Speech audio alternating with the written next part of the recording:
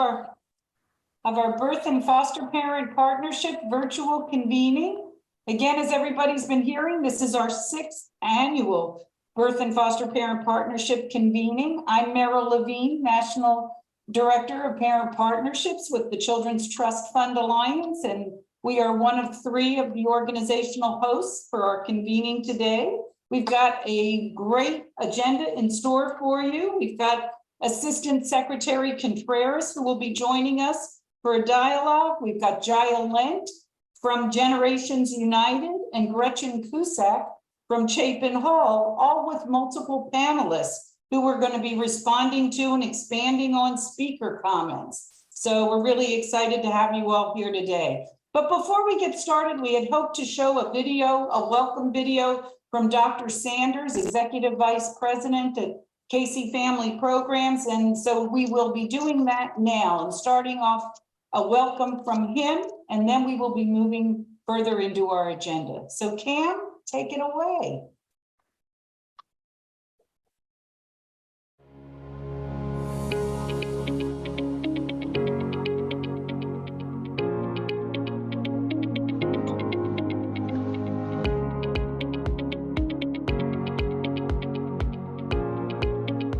Hello, I'm David Sanders, Executive Vice President of Systems Improvement at Casey Family Programs. It's my privilege today to welcome you to the 6th annual convening of the Birth and Foster Parent Partnership. We're pleased to be supporting this work over the last several years in partnership with the Children's Trust Fund Alliance and the Youth Law Center. The theme for this year's convening is What's Next? Transforming practice through partnership, policy, and prevention. I can't think of a better theme for the time and place we find ourselves in today. So much has changed and challenged us in the past 2+ years with COVID-19 pandemic and our ongoing efforts towards addressing racial justice and equity in this country. This is a perfect time to renew our energy and efforts at transforming the systems we work within to create true child and family well-being systems. For transformational work like this, the Birth and Foster Parent Partnership is critical. The expertise of individuals with lived experience with the child welfare system must inform how we interact with families and support them. Over the next 2 days, you'll have an opportunity to share with and learn from each other about important policies and practices that can shift thinking toward building child and family well-being systems that ultimately safely reduce the need for foster care and lead to better outcomes for children and families. And we can take advantage of this opportunity for transformation if we continue to build on the momentum of sustaining successful partnerships and strong relationships. That's why convenings such as this are so important. Over the next 2 days, you'll have the opportunity to hear about research and data on the effect of concrete supports for families in times of need. This research supports what families, and specifically parents through BPNN and BPAC, have long shared with us about what they need to be successful. You'll have interactive sessions with peers, including both parents, resource parents, and kinship caregivers to build connection and understanding while sharing expertise for what's working and what needs to be improved. You'll also learn how birth parents, foster parents, and kinship caregivers are making a positive difference in their communities, states, and systems, and hear concrete examples from multiple states. And everyone here will have the chance to network and learn from each other, child welfare experts, research experts, lived experience experts, policy experts, and more. It's my hope that each of you leaves this gathering with more knowledge about what needs to be done, more energy for the work it'll take, and more and deeper relationships with those who share in these efforts. So what's next is our theme asked. What's next is a renewed push to grow and expand the success of what you've done to build on the momentum you've all been part of creating. We hope to see growth and tangible support for birth and foster parent partnerships within state agencies and judicial systems, and with partners such as CASA and Guardian ad litem. and even federal partners such as the Children's Bureau, who's been an enthusiastic supporter of this kind of work. We hope to see greater use of the birth and foster parent partnership tools you've created, embedded sustainable practices such as icebreaker and comfort calls, improve foster parent recruitment campaigns, and overall increase co-design with individuals like yourself to improve local policies and practices to institute these critical partnerships. As that push gains momentum, we'll continue to see transformation of policy and practice that leads to increased reunification and well-being for children and families in communities across our nation. I would be remiss if I close my remarks without expressing my appreciation for the support of our incredible partners, the Children's Trust Fund Alliance and the Youth Law Center's Quality Parenting Initiative, and Casey staff commitment to advancing this work alongside all of you. It was about 4 or 5 years ago that Jennifer Rodriguez and I were actually sitting in an airport, I believe, when we started talking about the importance of this kind of partnership and how each of our organizations was engaged with work with foster parents and birth parents, but rarely had the two groups been brought together. And we really felt that it was possible to do. And now we're in our sixth meeting of this sort. It's really remarkable. And I thank the partners for their foresight and for their strong conviction in this work. This work could not be done as well as it is without the effort and expertise of our national partners. So to the organizers and participants of this convening, I thank you for your time and for your valuable input and expertise. The work you do is so important, and taking part in events such as this helps the impact of our collective efforts to grow and evolve, to normalize birth and foster parent partnerships. Thank you all, and may the next 2 days be engaging and fulfilling. So I hope that all of you are motivated and will continue to be excited about moving forward into our second day. As Dr. Sanders is saying in his message loud and clear, we hope to see a lot of growth in the BFPP movement as we move forward. And we hope all of you will continue to be a part of that important effort.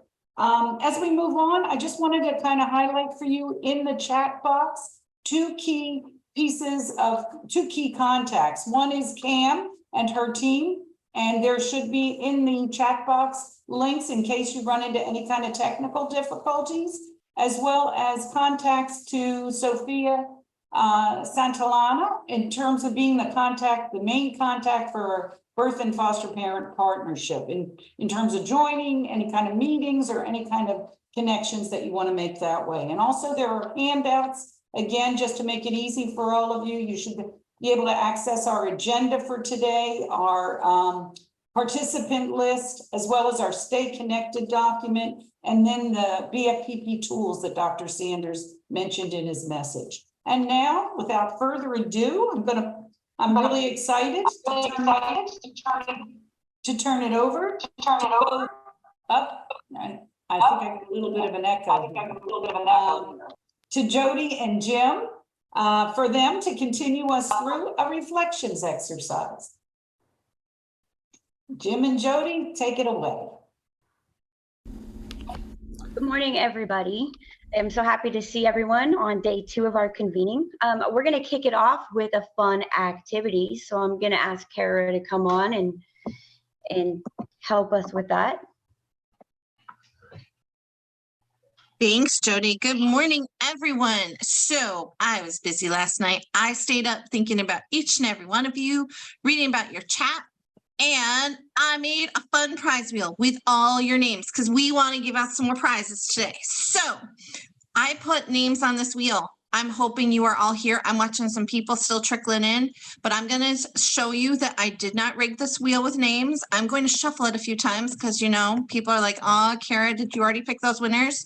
No, this is completely random. So here we go. Our first winner, it's spinning. Who is going to be our first winner? Look at all the names on here. This is so exciting. Our first winner, Jeremiah, I'm pretty sure you are here. Please unmute or type hi in the chat if you are here. Are you here, Jeremiah? Can you be our first winner?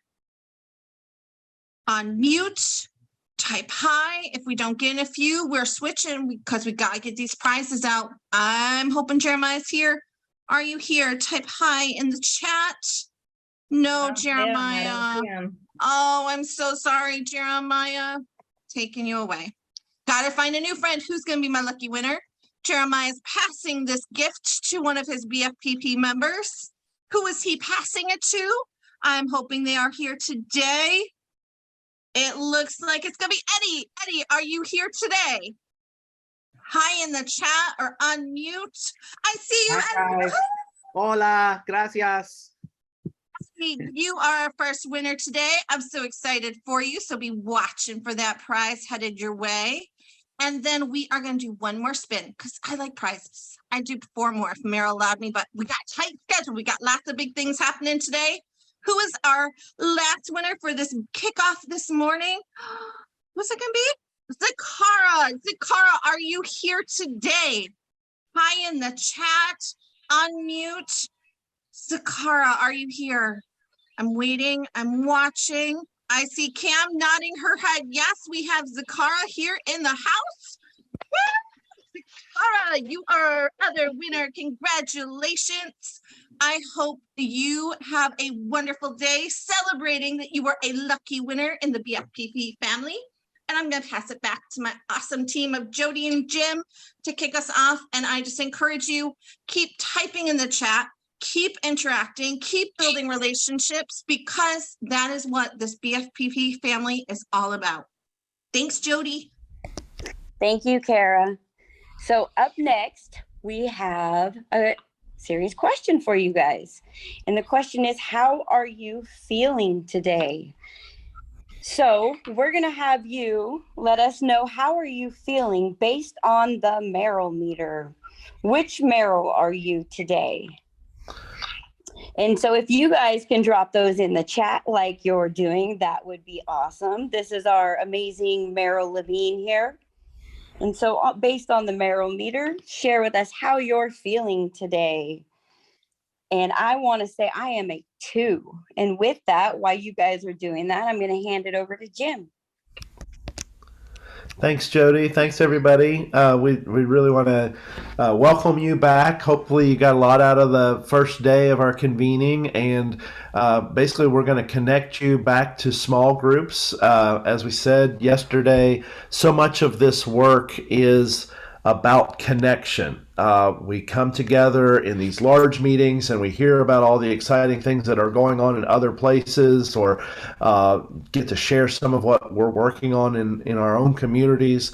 But when we go back home, we're not necessarily surrounded by all of the great energy in this room. We're dealing with some challenges and so forth like that. So we want to build connection, not just while we're here together for these 2 days, but in an ongoing way through the BFPP. And we do that through relationships. We launched last year, for those who were on, we shared a video about one person dancing alone in a field, and then the power of building a movement by another person joining and another person joining. And I was thinking about that even just a couple weeks ago. I was at a wedding reception and the dance floor was pretty empty, and like 1 or 2 people went out there, and then eventually 3 or 4, and then there was a jam got up, and everybody started doing YMCA, so everybody got out and started dancing, and then pretty soon everybody wanted to be part of what was going on the dance floor. And so that's what we're doing. Some of us are kind of on our own out, feel like we're just the lone person on the dance floor doing our thing, but we want to invite other people to join us and be part of this movement that we're growing together. So we're going to open up some breakout rooms. We do have some prompts for you that we'll drop in the chat. But what we want you to share is, if you don't know each other, say hello, introduce yourself, where you're from. But we want to ask, what's a takeaway you have from the convening so far, something that really stuck with you? Secondly, we want to give room. If you're confused or stuck anywhere, what's happening? Well, I don't that didn't quite land right. We want to give space for those types of questions, figuring things out, and then as a group talk about how we support each other in that. And then lastly, and I'm sorry, I think my fan just turned on. I'm going to try to turn that off. Yeah, I'll talk loud. And so then exchange your contact information some way. If you want to send a Facebook message, share your phone number, share your email. We want to build connection through this network. So again, just a takeaway. Are you confused or stuck somewhere? How can you support each other? Answer those questions. And then last but not least, sharing that contact information, how we stay in touch. So Cam, I think you're opening the breakout rooms. We just want to give you I'm not sure. Cam, you tell me how much time we have in the breakout rooms. I'm not quite sure either on the time schedule we're here, but about 5 to 10 minutes. And we try to put you as close to possible in the same groups as last time. For those of you who just came in, might meet some new people. If you find yourself in a group where no one's actually on the screen or no one's talking, come on back to the main room and we'll put you in a different group. So we'll see you soon.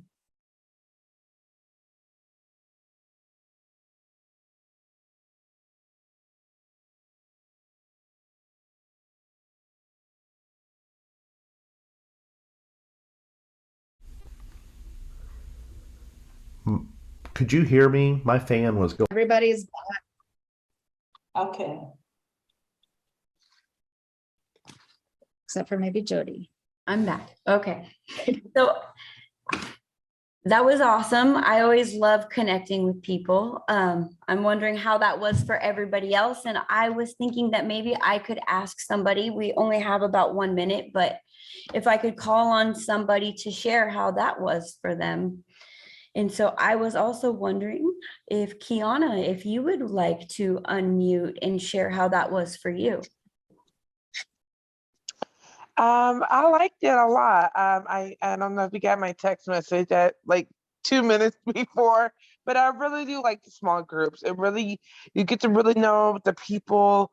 You get to get a lot more information. Not saying that, big groups, you can't get a lot more information, but the smaller groups, you definitely get a little bit more intimate and, get a lot more information as far as helping you out. And, they listen to you a lot more. So that's what I think. I like the small groups.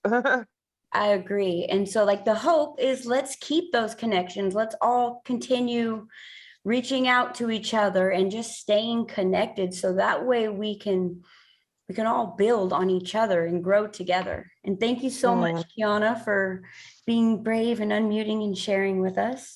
I am going to hand it over to Thank you. Sophia. Of course. Thank you so much, Jim and Jody, and all of you for participating and just bringing us back this morning to remind us both about our values and objectives that we have on the agenda, but more importantly, those connections, building those relationships. And really, this is work from our hearts. And so I love that we're all reminded of that and are coming forward that way this morning. So I'm going to move us on to our next session. I'd like to introduce Jaya Lent. She is the Deputy Executive Director of Generations United, which is home to the National Center on Grand Families. Jaya has served as an advocate, technical assistance provider, and partner in elevating the voices of grand families and kinship families for more than 25 years. She will kick off the session by providing some context about kinship families and challenges and opportunities for building and nurturing relationships between kinship and birth parents. And then we'll have a panel join as well. Welcome, Jaya. Good morning, everyone. Wonderful to be with you today. The warmth and the love in this group is so evident in the brief time that I've been with you already this morning. I was sorry to not be able to join yesterday, but it sounds like it's been a terrific time together. I am really thrilled to be facilitating a panel today of some incredible people, but I'm going to start off with a little bit of context around kinship families, and want to elevate that I come to this work from the perspective of working primarily with kinship families, and really have valued the opportunity to learn from the great work of the Alliance and work with parents, but will come from the kinship perspective. So we'll start with the next slide. I want to give you just a little bit of background about the organization I work for, which is Generations United. We are home to the National Center on Grand Families. Our broader work is promoting connections between older and younger generations, but we have a special focus on grand families, which is a term we use interchangeably with kinship care. So when we talk about grand families, we're referring to grandparents, other relatives, or even close family friends that are raising children when parents cannot. Our work is guided by our Grand Voices Network, which is a network of kinship caregiver advocates. And we are a proud partner of Family Voices United, which we know the Alliance is a proud partner with as well. So while we come with the kinship perspective, we're really honored to learn from the good work being done to support parents in this space. We lead an advisory group of organizations that really set a national agenda around kinship care. We do policy education, support families and organizations that support grand families to advocate for themselves. We provide technical assistance, raise awareness with the media, and our main 2 websites are there. So on the screen. So that's just a little context about us. Next slide. I want to emphasize that that our work really is driven by the voices of caregivers.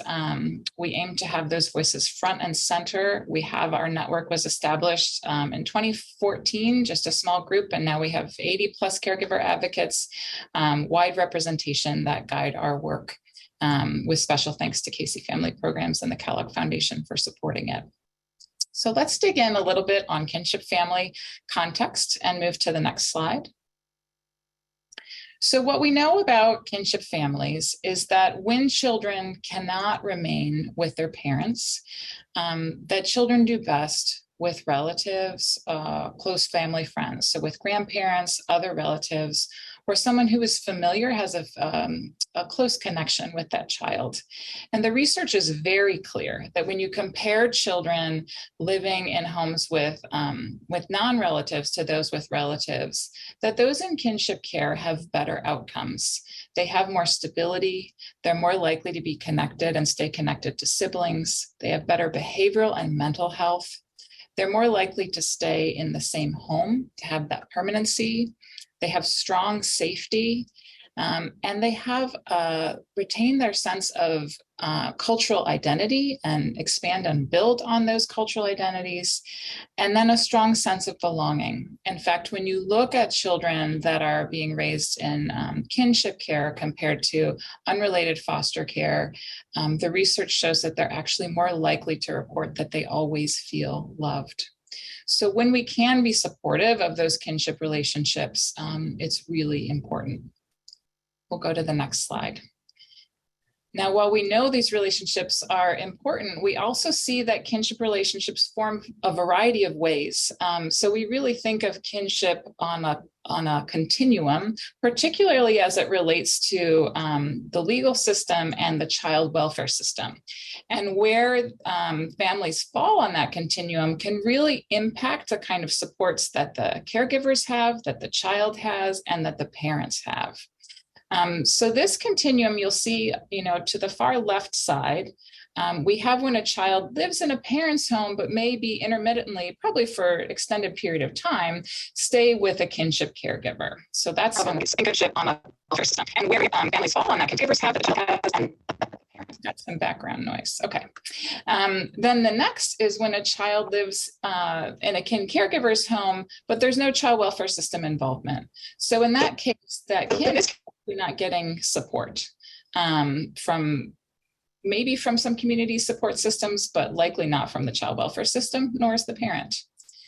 Then you have this middle where a child lives in a kin caregiver's home and the child welfare system has been involved at some point, but they're not taking the legal custody of the child. So the legal custody is likely either still with parent or may have gone through a court to be with the caregiver, but child welfare isn't involved. So again, there may be some support services, either for the kinship caregiver, child, or the parent, but it's hard to know. It's sort of here and there with support services. Often there's very few. Then you have this category where the child is in the kin caregiver's home in the legal custody of the child welfare system. In that case, much more likely that both the parent and the caregiver are getting some sort of support from the system. And then, of course, if the child ends up being unable to return to the parent, the child may exit foster care to guardianship, permanent guardianship, or adoption with the caregiver. And I elevate this continuum because it really impacts the supports that families have, and it can impact, therefore, the relationship building that we're seeking to build between or repair, enhance between the kin caregiver and the birth parent. So let's go to the next slide. So again, here's the impact of the continuum. So the level of involvement of the child welfare affects what's going on. So we see that child welfare system policies may hinder and not support the relationship. So example, if you have a child welfare system that's saying, I'm placing this child with a grandparent, and I'm saying birth parent cannot visit in the home. That may be, in the judgment of the kin or the birth parent, not what's best for the child, but the child welfare system says no visitation allowed unless it's at the agency or something to that effect. So depending on the system, it may hinder, may not. If there's court involvement, that can add stress or divisiveness, right? If there's these dynamics that are playing out in the court, that the caregiver feels like they have to perhaps prove the parent unfit is what the court's goal is in some cases, is really difficult on a relationship between a parent and a kinship caregiver. Often, if the relationship is informal, so there's no legal connection, and the caregiver has no legal relationship to the child, that can be challenging in terms of getting supports, in terms of the dynamic of reaching out to make arrangements for the child. There can be a lot of challenging dynamics around that. And often there's a lack of supportive services when there's this informal relationship outside of child welfare, where there's not a lot of help for kin or parent if it's outside of the system. And most of those services that do exist tend to focus more on the child or the relationship between the child and the caregiver, or the child and the parent. They don't so much focus on the relationship between the kinship caregiver and the parent. That just hasn't been a focus of child welfare services historically. And it's an important thing to be talking about because there's benefits, of course, ultimately for the child. Next slide, please. So just a couple of considerations when we're thinking about what are the challenges around these relationships. And so one of them, I say here dual loyalties, but I would really say multiple loyalties. Often when you hear from kinship parents, we hear, or kinship caregivers, we hear, well, it's a challenge because the child welfare agency is saying, you know, child first, have to do this, parent can't visit, I need to be dedicating all my time to the child.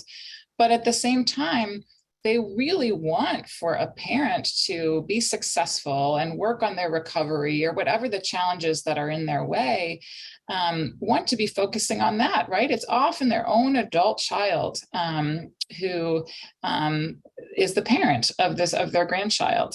So there's this struggle that there's these dual loyalties. And sometimes we see that child welfare agencies don't recognize those so much as a strength, the interest in serving both, but as a negative. And so we really have to be thinking about that, but that's a challenge that we face.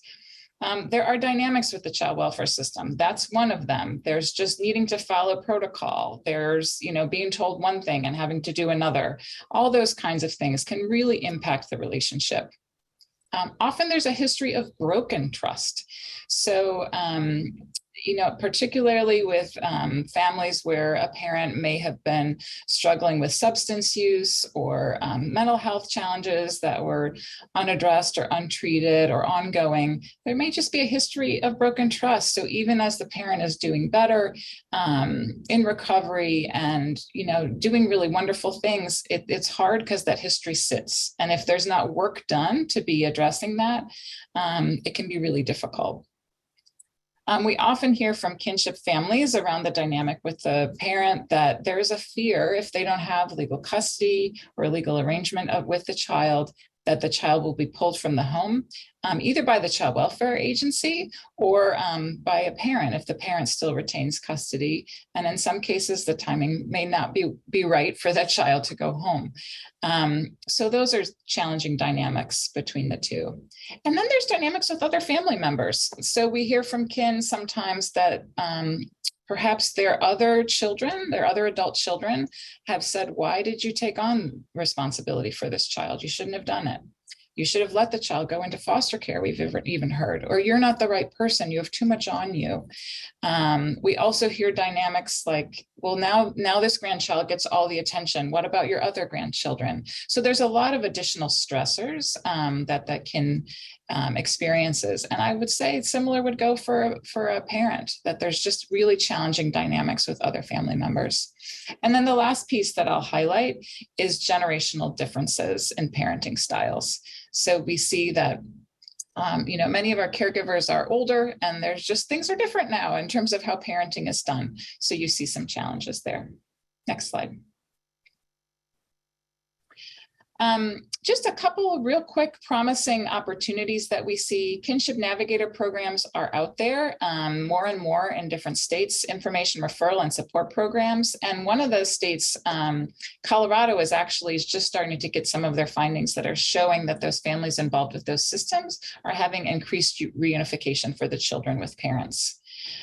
We see a need for tailored training for kinship child welfare staff, just to make sure that child welfare staff understands some of those differences and dynamics versus from traditional foster parents. But we also think that there are some lessons from the great work that's being done with this group and other around foster parent, birth parent work that we should be really thinking about how to apply them to kinship situations. And then of course, peer-to-peer supports and mentorship are always really key in providing guidance and support and mentoring relationships. Next slide.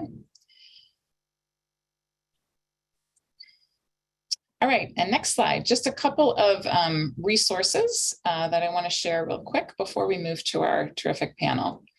Generations United released this guide to help grand families impacted by opioids and other substance use. In particular, I want to flag that there's a series of tip sheets and there's one related to engaging birth parents. Now, again, this is going to come for, it's really written for the caregiver, for the kinship caregiver, but want to share that as a resource that you may find valuable and would love feedback on it as well. Next slide. We have a number of toolkits. These are really designed for individuals and systems that are serving kinship families, but these are really to be sensitive to providing culturally appropriate services for different populations. So I want to elevate those resources as well. And next slide. Grandfamilies.org is a website that has all things related to kinship, from policies to resources to tools. So it has state-specific information. Please visit and learn more about resources available. And next slide. We also have state fact sheets, so you can go to grandfactsheets.org or grandfamilies.org and find the state fact sheet for you. And it has a list of the data around kinship families, but also local supports and services and programs to help families and information about benefits. And next slide. Also want to elevate just a really wonderful resource in the field, and that is Dr. Joseph Crumbly, who is a licensed therapist, and he does fantastic presentations and has some free videos around kinship dynamics, dynamics with the child welfare and in kinship families. And he's going to be doing a webinar next week. I'm happy to drop information about him and that webinar in the chat after this, but the topics that he covers are available here. And you can also just watch his videos anytime for free. So next slide, that is it for the kinship background presentation, and my information is on the screen. I am really thrilled now to be turning the program next to facilitating our fantastic panel. So if our panelists could come on to Spotlight, that would be great.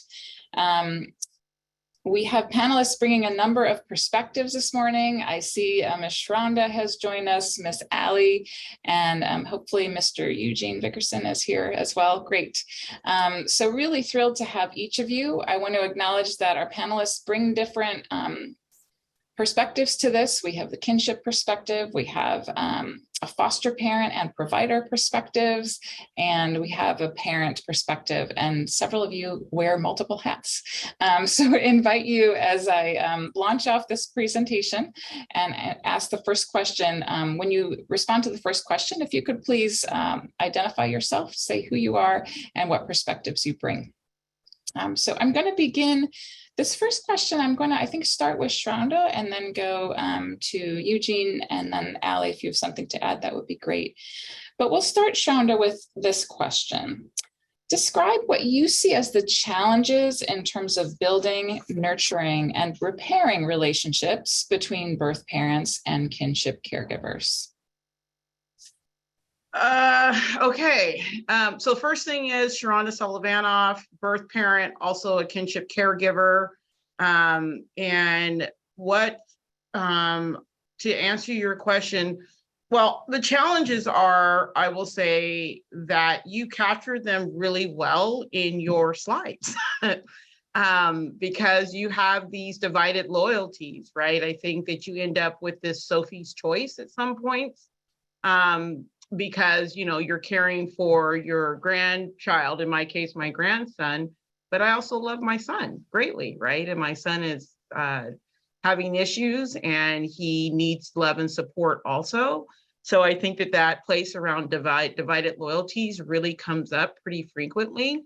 I think that particularly in my son's case, his understanding of child welfare and what it was occurring, there was so much misunderstanding to his interpretation. And so having to battle with that, right, of having him to try to get him to understand was exhausting. And you know, culminated with caring for an infant. It was just really, really overwhelming. What I've learned in this place, particularly around nurturing, is one, I can't be everything to everyone. And one of the first things I needed to do was to nurture the relationships that were most important. And what's most important is my grandson and my son. And so what I learned was, you know, I couldn't be your social worker, right? I couldn't be your advisor. My son needed a mom. And so I needed to really define those roles along the way. And also recognizing that he's having an experience too, right? And feeling very, very stressed, very alone and isolated, I'm sure full with a lot of shame and guilt and some self-loathing. And who do you go to when you're having those lists of really emotions, right? You go to your mom, but then your mom's caring for your grandson, right? So it's complicated. What I've gone to, the place that I think has been respite for me, first of all, is my faith. Right? We show up as our best self and we ask, you know, Creator to guide us in our decisions and to bring calm to the situation. And that's also been a place of nurturing for me, recognizing that what I can tell you is I always tell myself, these aren't my kids, right? They're just loaned to me. And so what I get to do is be the best person of service. So this isn't perfection. This is just a person having human relationships. The importance to nurture that spiritual relationship, that relationship with self, and then try to give to others, because I think love is what sustains us. And so how to show up in love. And so I've had to do that for myself and for others. And it's worked out well. I want to just also end this by saying, I didn't arrive here. I didn't start here, right? This is evolution. It's through trial and error that I've been able to get to this place, right? So I think also the deal is a lot of grace, right? Be kind to yourself and be kind to others. This is a process and it's new. Thank you, Sharonda. I want to acknowledge there is a lot of love for you in the chat. And just, piggyback on something that you said, and that is that, each of you, even in this presentation, are coming to this with multiple hats and multiple roles, yet individuals, as they approach you, are approaching you in a certain role, right? So your son was approaching to you as mom, and perhaps there's a caseworker that's approaching you more as foster parent or kinship parent. And so when there's some dissonance there, right? When you have to play multiple roles to multiple people. I'm going to turn it next to Eugene. Could you, again, anything you want to add to that in terms of the challenges of building and nurturing relationships between kinship parents and birth parents? Oh, Mr. Vickerson, you're on mute. Could you unmute yourself, please? Yes, I'm sorry. I think the slide was excellent as far as identifying some of the dynamics involved. That's number one. For me, one of the things I think has not been addressed is the legality, the legal system, and what rights do grandparents have? Now, the research that I've done, and I haven't done any recently, but when I first became a grandparent, I wanted to know what were the legal relationship, what's the legal relationship between the grandparent and that child in relationship to the grandchild. And what I determined and what I discovered then was that there was none, that the child does, as Ms. Shonda said, belong to the parent. And we're caregivers in a respect. And so what has happened, and the reason I bring that up is because what has happened, and if I had to go back, what I would do would, because I decided that it was okay for my granddaughter to go back with her mother. And her mother had done all the things that were required of her, the drug counseling, the anger management, she had done everything that she was required to do. What I would have done differently, though, I would have had clauses involved in our custody rearrangement for me to have certain rights. And because I didn't do that, and I don't even know if it's possible, but what's going on now is that I'm having to navigate and having to deal with being on the outside because I don't have any legal rights. So my daughter can decide that I don't have a relationship with my grandchildren. She can decide, and I don't get the contact with them so that I can find out what's actually going on in that new relationship. And I know that my granddaughter's had some challenges. And she's actually, not recently, but she actually asked to come back with me, because her mother has emotional, psychological issues. She's doing well. She bought a house. She takes care of the family well.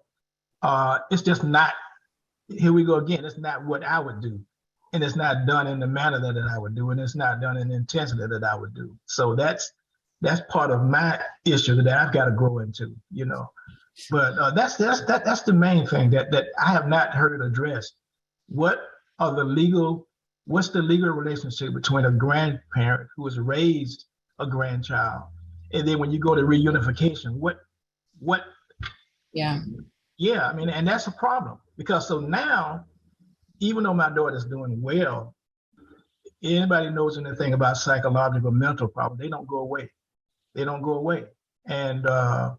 So, for example, sometimes she would get, it hasn't happened recently, but she would get angry and she'd be very loving, love you. And then the next time I see her, be all this anger. I said, what's going on? What's that all about? She said, every time I think I've gotten over it, I remember when I couldn't talk to my child because protective services had said, and getting back to everything has been said already, so I'm not adding anything new. But protective services had said that wasn't a healthy relationship. I agreed. I didn't think it was a healthy relationship. So now I'm having to deal with that, you know. So it's and I agree with Miss Sharonda that really love is what propels the whole thing. Love is what makes you not give up. It makes you not get too frustrated. It makes you try another way.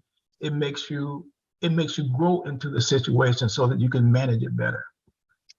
You know, I really appreciate that. And a couple of themes that I heard here. One is the challenges with the legal relationship, because I mean, that there's not an easy answer to that in terms of what to do with the legal relationship. But I think what is helpful is if there's some clarity established, right? And so often going into this, there isn't any clarity, and you're sort of making decisions here and there about what's going to happen in this situation. So getting some clarity around the legal relationship, perhaps having a mediator to think through some of the specifics is really important. And often these kinship parent relationships just don't have an opportunity to do that or don't know where to look to make that happen. Another I heard is that theme of she's parenting the way she's parenting. It's not what I would do. She's doing okay, but that sort of differences in how parenting happens. We see that theme as well. And then love propels, which is such a critical one. Eugene, I forgot to remind you to introduce yourself, because so could you just say how you came to the caregiver, just briefly, your caregiving relationship and what perspective you bring to this? Yes. My granddaughter was having, I'm sorry, my daughter was having mental and management issues. And so the protective services came in and they took my granddaughter, who at the time was 16 months old, and brought her to me and said that if I didn't take her in, they would put her in protective services. And then my grandson, it was an evolutionary thing. My daughter wouldn't pick him up. She was just negligent, really, as a parent. And so that's how I became involved. And that lasted, I guess, about maybe 8 years. And let me just say one other thing that I did not include that needs to be included, and that is being a male. And I can never be big mama. And what that means is that, especially, and I'm sure in other cultures as well, but certainly in the African-American community, big mama, mud deer, you know, all these different terms that we have gives her a certain kind of authority and a certain kind of, I'm not even sure how to describe it, but as a male, I don't automatically get that, you know. And so it's just an interesting dynamic, and I experience it all the time. Now, my daughter and I were extremely close as she was growing up, you know, and so I never thought I'd even have to even discuss anything like this. But there's a cultural dynamic involved, you know, that big mama, grandmama. As a matter of fact, even when I was raising, the defects workers would always say, well, where's the grandmother? They wouldn't, I mean, they respected what I was trying to do, but it was that question always came up, where's the grandmother? And so, because that's so common that the grandmother steps up. And that's why I mentioned earlier in the session that I never saw another male. In 15 years, I never saw another male. Wow, that's powerful. And you're talking about the dynamics between the parent and the kinship caregiver, but there's also gender dynamics going on there. So these are complicated. Thank you. Allie, do you have anything to add to this in terms of the challenge? And then we're going to get to the successes and the positives. Well, yes, good morning. So I'm Allie. I'm the director of a Kinship Navigator program in Nevada, and I'm also a proud member of the Birth and Foster Parent Partnership as a foster and adoptive parent. But those of you who know me and have heard me speak know I am a huge advocate for Kinship Navigator programs and supporting kin, because the challenges that were brought up by both Sharonda and Eugene, a lot of the issues for parents and for caregivers is just around the unknown. There is so much going on emotionally in a family system, but then there's all of these layers: the child welfare system, the legal system, pretty much all of the systems that families now find themselves in with these new roles. And one of the things that good navigator programs should be able to do is help families untangle the system piece and give them clarity around here's legal options based on where you fall in this continuum of kinship care, for example. And so getting that extra support around some of the questions that can be answered allow the family to then focus on the true sort of family systems needs and focus on what's best for that child, what's best for that family system, and getting those resources in place. But you've got to solve some of those external systems crises first, and that's where reaching out for help is critical. And also kinship families and parents need to know that this is common, that they're not alone, and that there are, so many stories of success that I know we're going to talk about. But once you get to that point of seeing it's possible and reducing some of that external stress, then families can start focusing on sort of those core issues. Thank you, Allie. So the clarity is a really key piece. Thank you for that. I want to shift next. Let's respond to this question, because I think sometimes when we see the way child welfare systems act, we think we need to make this argument. Why is it important that we strengthen the relationship between the kinship caregiver and the parent? Why is that an important thing to do? Who'd like to start? I'll open up to whoever wants to jump in. I'll just go ahead and jump in. Family is important, right? Like life happens unpredictable, and it may start one day looking one way and then another day it looks like another, and family's foundational. So, as people are experiencing life, as it, shows up in all of its uncertainty, we need to be in this together. When we have these divisive lines, when we say, if I do this, then that means that, right? It just creates so much more hardship. Life is hard in its, for everyone. So, what I can tell you is nobody wants this, right? It's not a childhood aspiration, for myself to be in child welfare. It's not a child aspiration that my child be in child welfare, right? So how do we take all of these lessons learned and bring that forward so that the next generation doesn't have to experience child welfare? And one of the ways we do that is by bringing people together, letting them know that it's been bumpy, right? We've lived, we've learned, we've got scrapes and scars, right? But at the end of the day, we've come back together because family's what's important. And at the end of the day, it's all you got, it's all you got. So, the strengthening of families and why we need to really support kinship is that, and I'll just speak to, myself, I'm over 50. I won't give you the other number associated with that. And I don't know what tomorrow brings.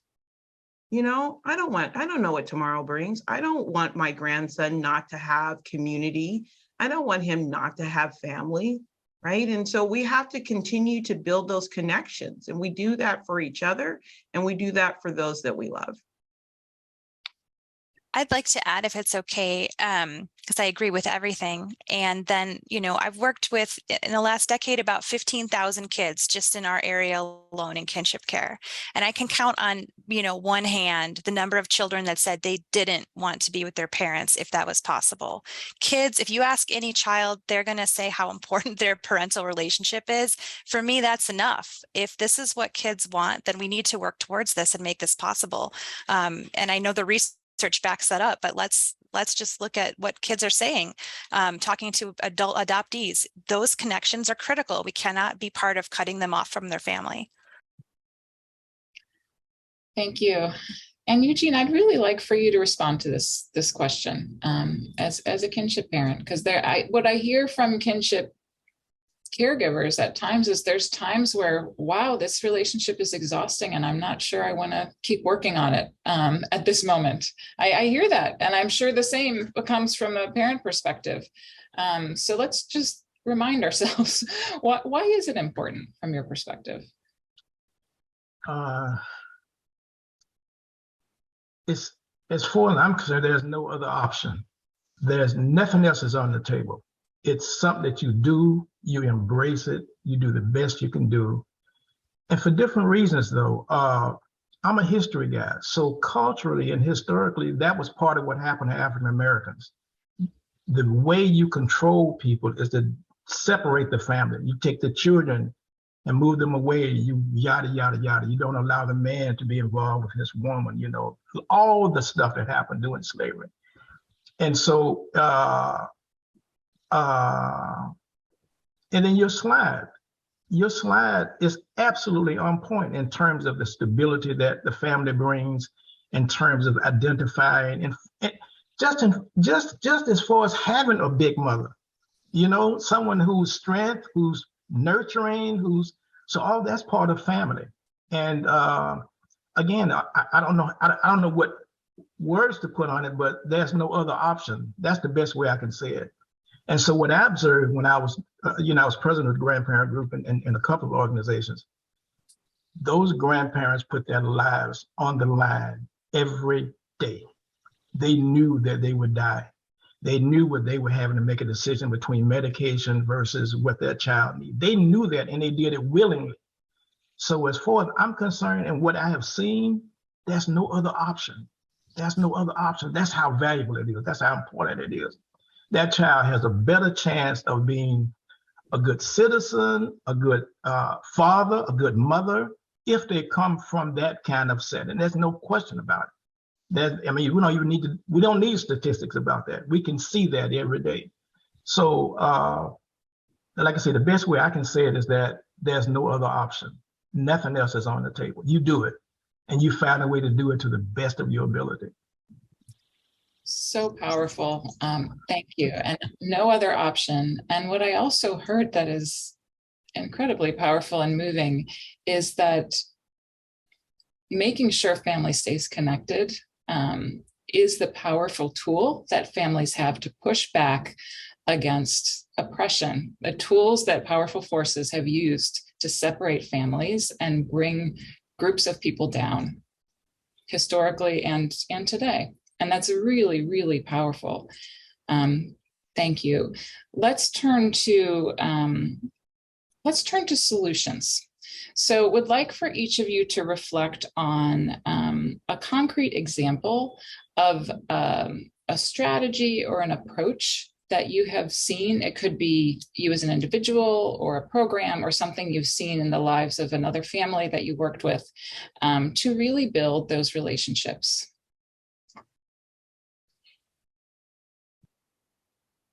Well, for me, this is relatively new because I never experienced another grandparent who relinquished responsibility for the children, because these were all mothers, these were all grandmothers, you see.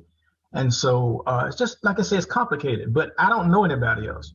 And so for me, I've had to learn and adjust and manage and grow and evolve into what I needed to be for this unification, because I do love my daughter.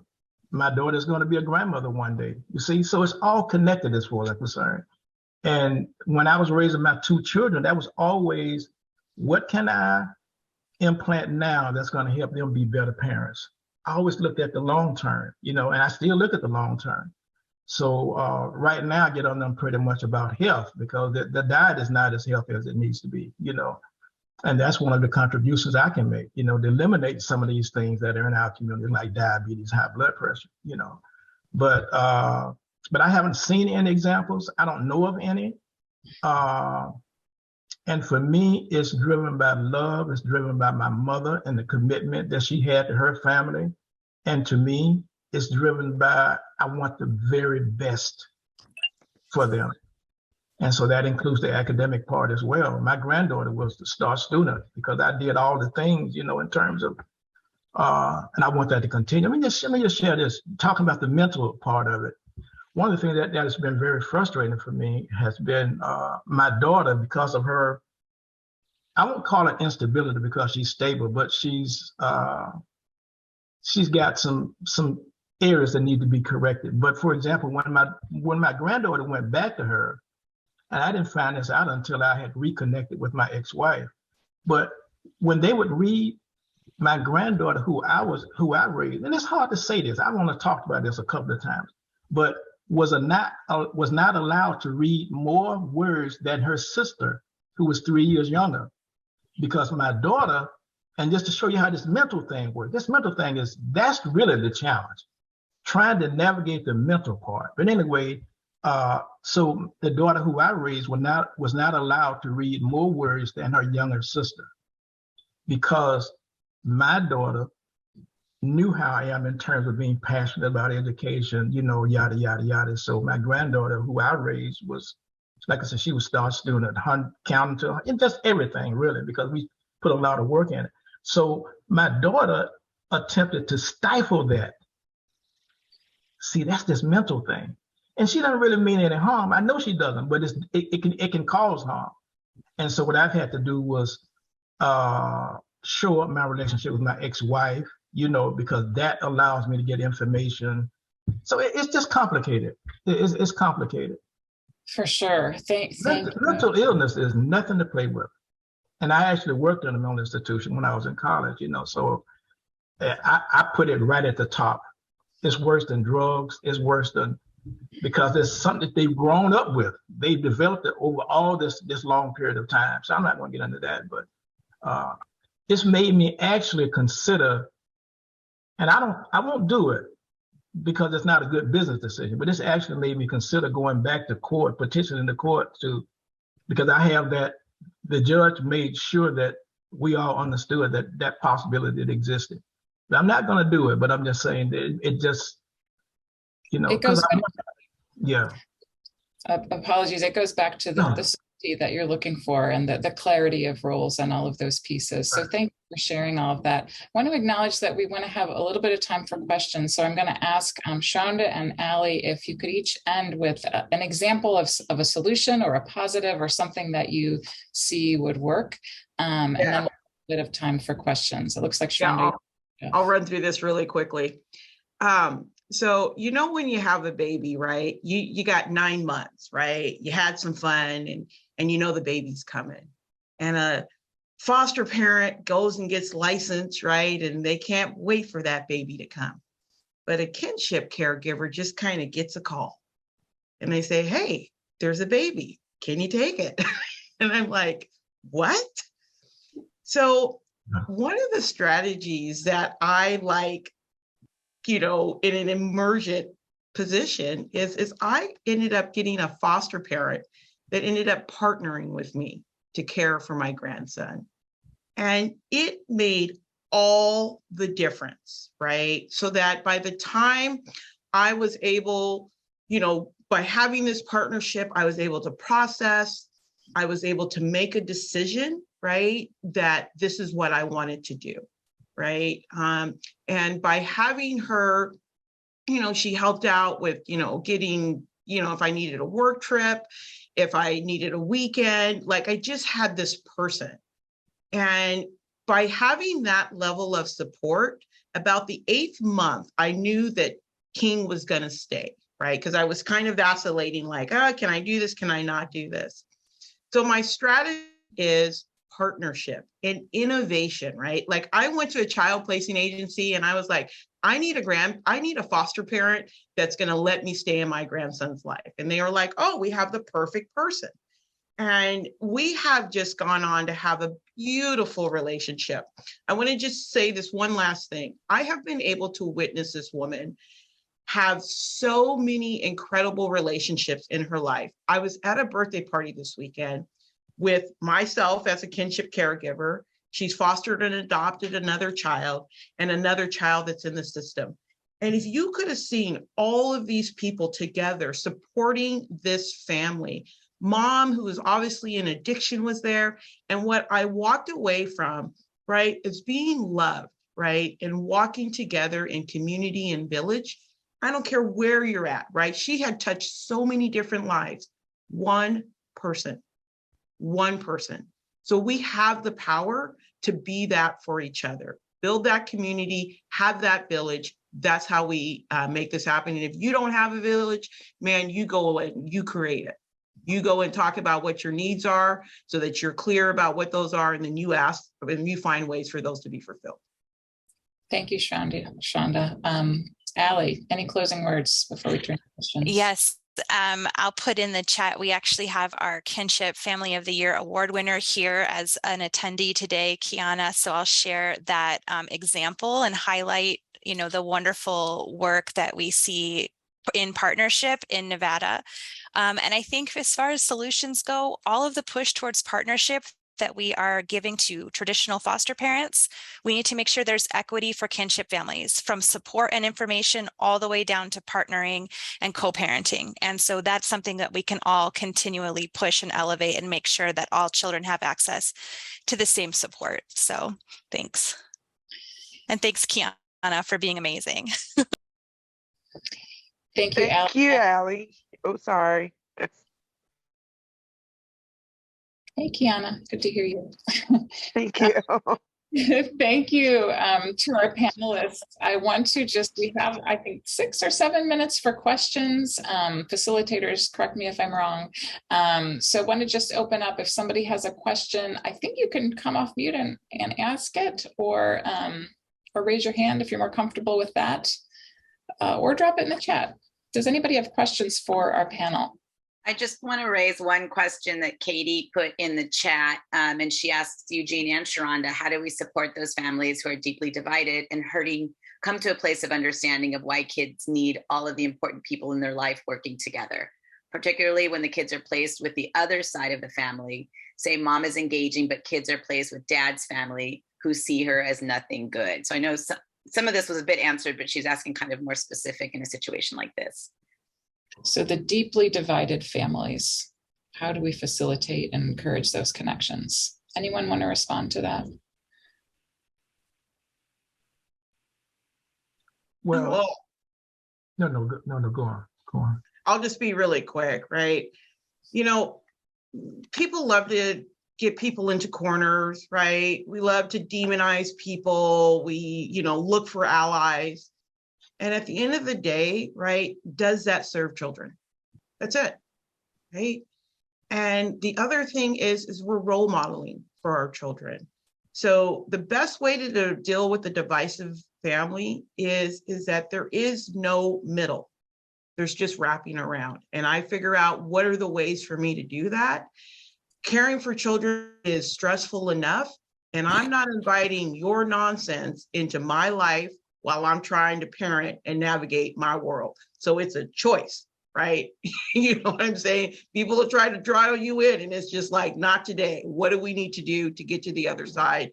And, to your point, Jay, look for the answers, right? If we know what the problem is, we don't need to spend time in the problem, right? What are the answers to get to the other side of that problem, right? That's where I want to spend my energy. That's where I want to spend my time.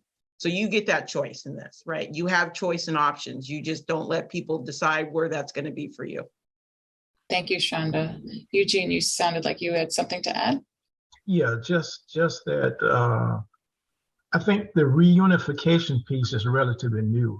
It just hasn't evolved where it needs to. I think initially, and when you look at the history of child protective services, it's been concerned about, first of all, protecting the child.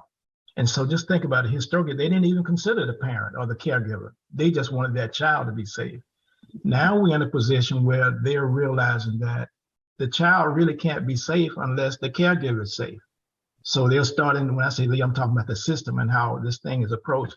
And so now they're looking at, well, what can we do to support that caregiver? The other end of the spectrum is where I am and where people are who are trying to reunify. And so the system has not addressed that. They don't appear to know that it's important, and it just hasn't gotten to that point yet. And so I think part of these discussions is where it can lead. And that's what's great about having some of these national organizations. I'm real excited about that part of it, where you can help recreate the narrative. And I think that's where we are. So now I think a lot of groups will start considering and having as their platform and as part of their agenda, what can we do post when the child goes back, and how do you heal that relationship? What steps are involved, what services are available, that kind of thing. I think it just has not been addressed. It just hasn't been addressed. Thank and you. Again, in my 15 years, I don't know anybody else who dealt with that. Yeah. I hear recreate the narrative and looking at this in different ways. Thank you. Allie, anything to add to that? No, I think there's someone else with a question, so I don't want to take away from that. Okay. Is it Casey? It is Casey. I'm right outside of Portland, Oregon. And hey, mommy's in a meeting. Can you go downstairs for me for a minute, please? Multiple hats. Always Yes. multiple hats. Thank you. You got the mom snap. Go on. Sorry, let me regroup myself. So I guess I have two. One might be kind of a comment and one maybe a question, but in my work, so I was a kinship caregiver and then later became a consumer of child welfare services. And also in a parent mentor role where I'm working with moms whose children are in care with family members. And so from a really like diverse lens, one of the challenges that I see in supporting moms is that one, the expectations of the family is not clear, right? So somebody had brought up like dad's, bio dad's family has the child and they don't really want birth mother to be involved. And I think that what I see is that the expectation is not clear to these families in the beginning that, that this is not like a one side or the other. We are trying to reunify, everyone in the family. And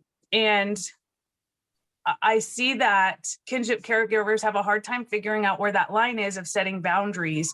If addiction is involved, boundaries are difficult throughout that. And as a person in long-term recovery, I know that boundaries are really important. But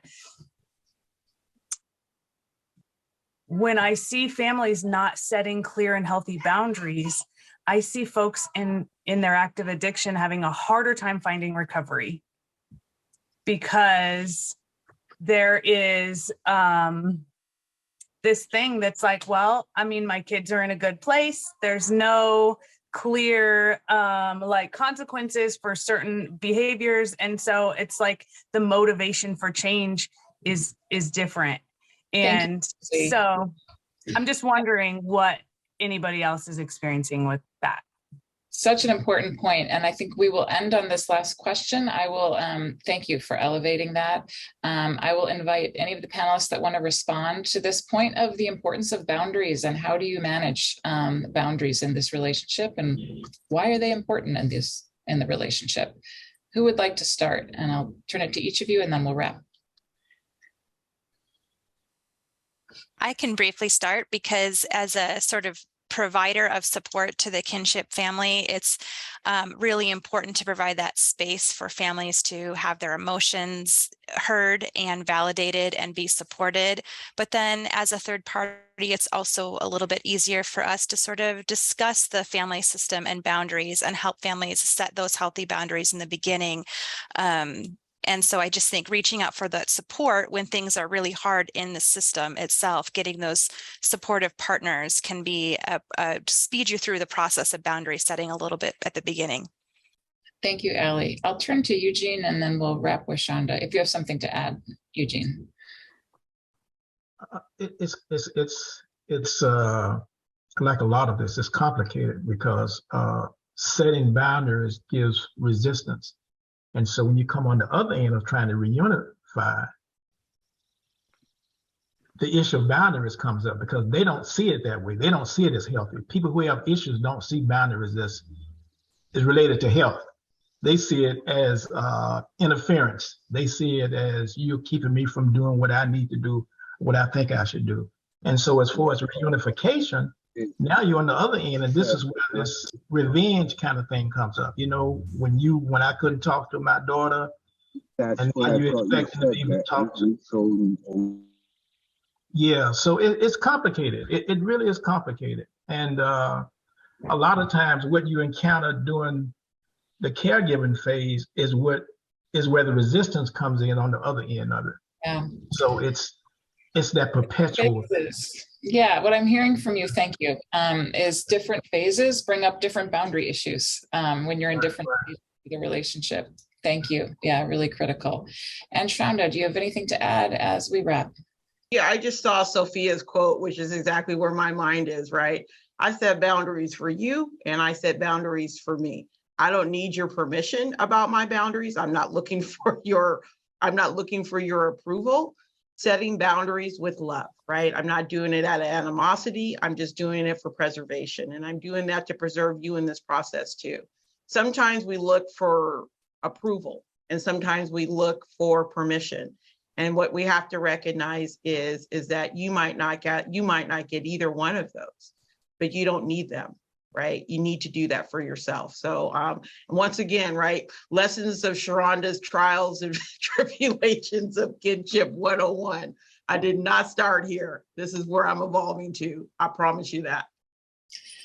Thank you. And what I heard, I think, from all of you is that those boundaries are set out of love for yourself and love for the child and love for the parent. So while they may not feel it in the moment, boundaries are set out of love. What a powerful panel. Thank you so much. I know we've gone a few minutes over, but this has been such a valuable conversation. Thank you to our panelists. Thank you to all who have attended. Keep pursuing, building and nurturing those relationships. What a great conference. Thanks for the opportunity. Thank you, Jaya, Sharonda, Ali, and Eugene. Such a wonderful session. We so appreciate you being here and sharing your lived experience, both also your professional experience, and sharing how you nurture and love and your evolution and your growth. And that's what we're all doing here and within the BFPP nationwide and locally. So thank you so much. There was such a rich conversation, both obviously with you as panelists and then having people come off mute, but also in the chat.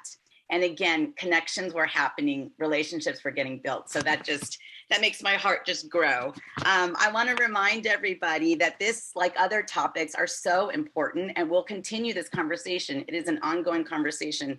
I heard Mr. Vickerson being excited about this. We are excited to bring these topics to our monthly meetings and to our workshops.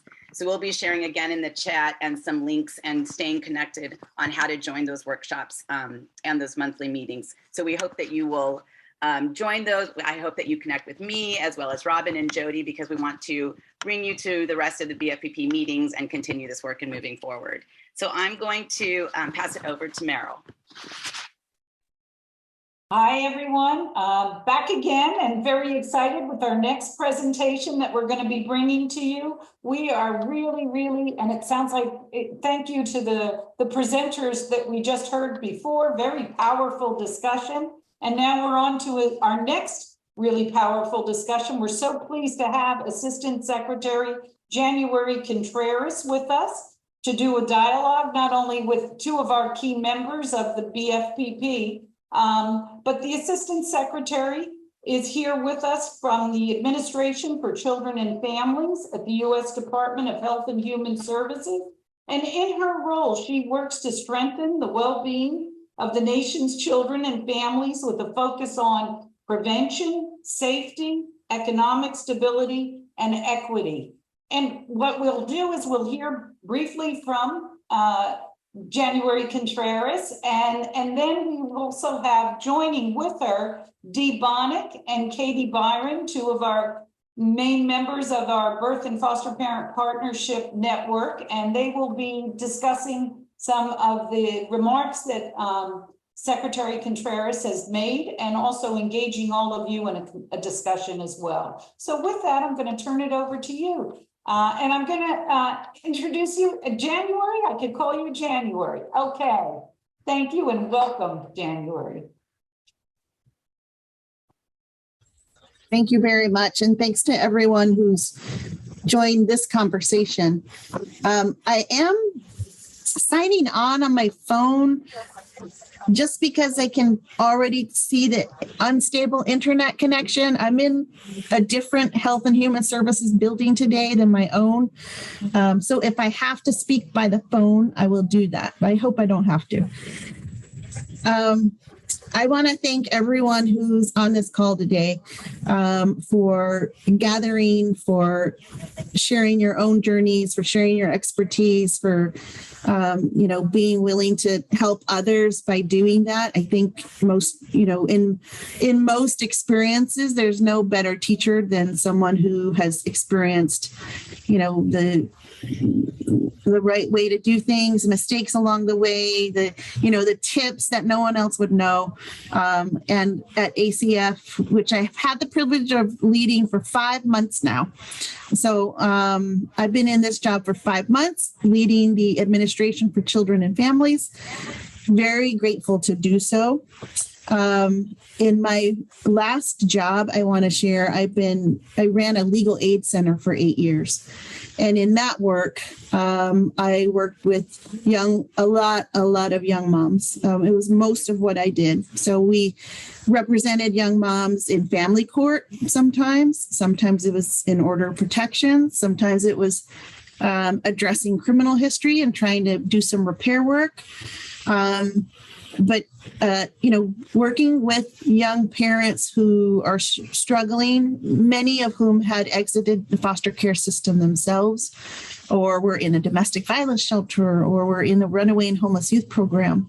And I really do carry their stories with me and their experiences, and understanding what that struggle is like, and understanding that people, if they know half their story, they could really respect and admire how many obstacles they've overcome. And if they only know another piece of that story, they can judge and decide, this is, have a bad impression. And so I consider it part of my obligation in everything I do, not just this job, but to help people understand, everyone has their own journey, and, don't count people out. We believe that people have, this ability to, set their own journeys. And when not everyone's dealt the same deck of cards, those journeys look different. So I'm glad to be with you today. I think, there's some discussion of kinship care, some discussion of many of the priorities that ACF has now. So I just want to share a little bit. I hope it sounds familiar to you. This administration, we have put out a set of priorities that we actually have not allowed to collect dust on a shelf. We actually are talking about every single day here at ACF. And so that's around number one, prevention. What are we doing? What can we do to support states and to drive our funding so that those services are moving upstream, so that parents do have access to mental health services or substance abuse services, or parenting education, or any of those things that we think can make a difference and allow families to stay together. And also a big focus on equity, on addressing disparities, and really looking at that data and accepting the responsibility to do better. We have a focus on a whole family approach. So I hope if you see, if you're talking with leaders or representatives of the Administration for Children and Families, you hear us increasingly not only talking about the safety of a child, which of course is important, and in the key factor that we need to make sure happen. But we also speak more increasingly about the well-being of a family, so that we're recognizing they're not two separate things, a child and the family. It's really that family that we want to be able to support. In that means that we have been working hard on kinship. We have some, work going on internally to try to make it clear to states that, we want equity in that space, that we don't want extra challenges to be in place for kinship caregivers, that we don't want to see unequal financial support to kinship caregivers. And increasingly, you'll start to see that come out externally as things are approved. We have processes here. But those are some of the things that we're working on here at the Administration for Children and Families through the Children's Bureau. We don't run the state departments. There are partners, there are grantees, but we are trying to set the tone. We are trying to set a roadmap for a set of priorities that we think makes kids and families stronger, and ultimately that makes our country stronger. In my own life, I've been, very fortunate. But my grandparents are a huge part of my life. My parents both worked the third shift. They were postal workers. And I lived with my mom. And when she took that night job, it was my grandparents that I stayed with. And they've always been a huge presence in my life. I wouldn't be who I am without them. And so for me, when we get to now say, which we are, that kinship care should be the preferred placement, that we really do want to support families to try to stay together. I know that many of the young people I've served who have been able to be placed with their own grandparents or aunts or uncles, it's made a difference for them. And so that's something that we are working on here, and that, I personally know the impact that my grandparents had in my life and how they stepped in for my mom when, she had to make that choice to, take a job at night. So I'm just very happy to be here with you. I'm here to share what we're doing and what our priorities are. So I really look forward to the question and answer portion, but I'm also here to listen, to our panelists, to our speakers, and also to listen to everyone who's on the call today. So I very much appreciate the chance to be with you. Want you to know where we're headed. Also believe in being held accountable. So when you see inconsistencies, I want to hear that too. But the bottom line is, we know that you are, your strengths, your well-beings, that's when we know that the kids will have those strengths and be well as well. So I'm very glad to be here with you today. Thank you. Oh, thank you so much, Assistant Secretary Contreras. I wanted to start off with a question about really shifting the culture and belief in our country. So there is still a long established belief that we need to be saving children and rescuing them and doing away with the harmful people and giving kids a fresh start. And everyone here wholeheartedly believes that that is not what the child welfare system should be doing. But general society still believes that. Like, I come from the lens of being a resource caregiver, and I cannot tell you how many times people were like, "You are a saint, you're an angel. These kids are so lucky to be with you." And frankly, that's a bunch of bull, because no kid is lucky to be ripped out of the arms of their family.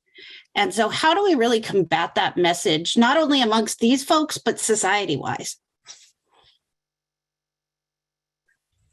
I appreciate that question.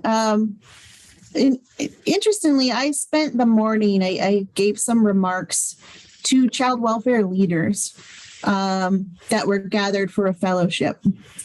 And I shared some of my experience with my clients at the legal aid office, because I'll say it was a learning experience for me to have a client come in, a potential client, who seemed so distraught that I truly worried, about, where was she in life? And she was distraught because her child had been taken from her. And so she had epilepsy. She was a young mom. She had been in the foster care system herself when a drug investigation happened at her home, and her father was taken into well, he was in prison. And she grew up in the foster care system, and she had a child when she was 19, and that child was about 10 months old, and she had a car accident. She was driving someone else's car, but she had a seizure and she had a car accident, and they had to sedate her and therefore could not communicate with her for days. And in that time is when she, Child Protection Services did, they had to find a placement, and they found the father's family, who had not been involved in the life of the child yet. But so they did a home study, which was hard because she's barely had anything, but she did her best to show them, how she'd been parenting and how much she loved her child. And they closed it and they sent it to family court with dad having full custody. So that's where I represented her, was in family court. But I feel like so often what I saw, and maybe this is what some of you have experienced, because I heard it in that question, is the judgment. So just because her child entered the foster care system through a very unique, but the circumstances are rather common, that it's not abuse. It's other things that lead to children being in the foster care system. When it's abuse, of course, we need to deal with it. We need to make sure we're ensuring the safety of the child. But we know that most often it is not. And poverty has a lot to do with how that happens. And in her case, I think that was true. She didn't have anyone around for them to contact. They didn't, know. She didn't have a stable home at the time. She was moving from family to family. And I think that poverty was a big part of why she entered that very, very difficult and traumatic part of her life. Well, we were able to, get what we needed out of family court, and the father and his family ended up with visitation. But of course, this woman had been raising her child, and she had the majority of parenting time. But I think it's there's so much judgment that comes into this space that I've seen, and I always, when I have an audience, like when I did for the Legal Aid Center, I always reminded my audiences that if they knew one piece of my client's story, like her, right? She had to enter the foster care system at a young age. She had a child, but she also had a job, and she was doing her best to provide for her child. Her number one thing she would say is, I don't want my child to have the same experience as I had. And she, but that there's still that judgment when if you knew the obstacles that this young woman had really overcome to build a safe life for her child, you would be rooting for her. But it's just then this cloud sort of came over her because the foster care system got involved. And I think once that happens, sometimes it's very hard for people, people make assumptions that aren't always true. So I appreciate your question. And I think what we need to do is make sure that we are spreading that message of, when it comes to the sanctity of a family, when it comes to our children and our families, we should be doing everything we can to try to safely keep them together. And it's not a space for judgment. People do, not everyone has, a 3-bedroom home and a garage and a playground in the back. But that doesn't mean that the child is not safe, is not happy, is not loved. And so I personally do take some of the challenge of that. And I think the more that we move towards the whole family approach, and the more that ACF and others like you sharing your own experiences can encourage states to also adopt that mind frame of a whole family approach. We want the family to succeed. We don't want that solution to always be that a child is removed from their family. In fact, we hope it never is. And, while I'm sure you've had discussions about family first before, the legislation that passed in 2018, this is something that I think we're still working to make sure that it lives out all that they envisioned for it. But I can tell you during my confirmation process, because I had to be confirmed by the U.S. Senate, we have Senate members of both parties who agree they want less kids entering into out-of-home care. And that's important that we remember that that's what that legislation was about. Thank you so much, Assistant Secretary Contreras, for your remarks and your dedication to the work. When you were speaking earlier, I was thinking about my own story. I grew up in kinship care, so I have my grandmother took care of me, but she was also a foster and adoptive parent, and all of these folks that you see in these little boxes, if you can see them in your little boxes, we're all family. We're all champions of and supporting one another in this work. We're birth parents, we're kinship parents, we're foster and adoptive parents. We're all in this together doing the work. And so my question for you are, what are those opportunities that birth parents, kinship parents, resource parents, foster parents, to work together as partners in this work to affect policy changes and practice, both on the federal level, the state level, and the local level? And this is interactive, everybody. So please, if you have some questions for the Assistant Secretary, come off mute, raise your hand, or put your comments in the chat. Thanks for that question, Dee. I think that conversations like this are part of that. And the emphasis that's been placed on speaking with and hearing, listening to, and not just listening to, but really considering as a partner of developing the roadmap where we're heading in people with lived experience, I think is a huge part of this. And so I see it here at the federal level and hope you see it at the state and local level. I don't know though. And so, we need to know how we can be supporting the states in adopting those approaches as well. I think that we at ACF have a responsibility to keep the drumbeat up of what everyone envisioned when Family First was passed. Again, acknowledging we have a ways to go. And I think many people would say it wasn't the overnight transformation that people thought it would be. But there are some states that have implemented plans that really are that upstream approach that we're talking about. So that the goal is if it comes to the attention of the child welfare system, that it's, where do we have services available, whatever they may be, whether that's mental health supports or behavioral health supports or parent education. Some jurisdictions are recognizing it means we help someone find affordable housing, or it means we help someone find accessible and affordable childcare. I mean, it's recognizing none of this happens in a vacuum again, and that poverty often is a part of why someone comes to the attention of the foster care system.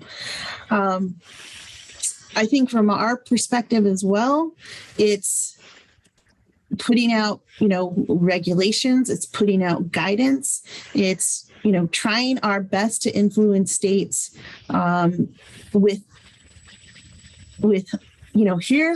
here's ways that we think, sometimes you have to do it this way. Oftentimes we don't have that authority. So here are some ways that states are approaching it where it's really making a difference. And so for us, that's part of that as well.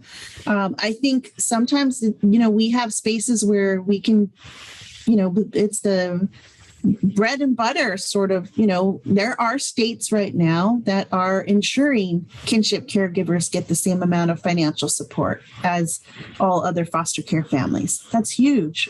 We need to be moving in that direction everywhere. There are states that have made, licensing and all the sort of regulatory process less burdensome for kinship care so that it's similar. There are states that are they can show us that they have reduced the number of kids in care by really focusing on prevention. And so we have a lot of work to do. I mean, I think overall, but I see glimpses of it. And then the question for us is what can we do at ACF to try to make that happen in more spaces? But every time, I think the Children's Bureau, which is the part of the Administration for Children and Family that oversees child welfare funding, is constantly having events like this. And my calendar very regularly has events like this where we don't have the chance, we don't have like the opportunity or the time where we're forgetting, where we're hearing directly from you about what the experience is like so that we stay connected and keep driving the things that we're trying to drive and come up with more ways to drive those priorities. Thank you so much. I have two other questions for you, but I'm going to defer to Leroy, who raised his hand. This question might be kind of off the beaten path, but it's something that, let me put my earphones on so my things hear better, so you guys can hear me better.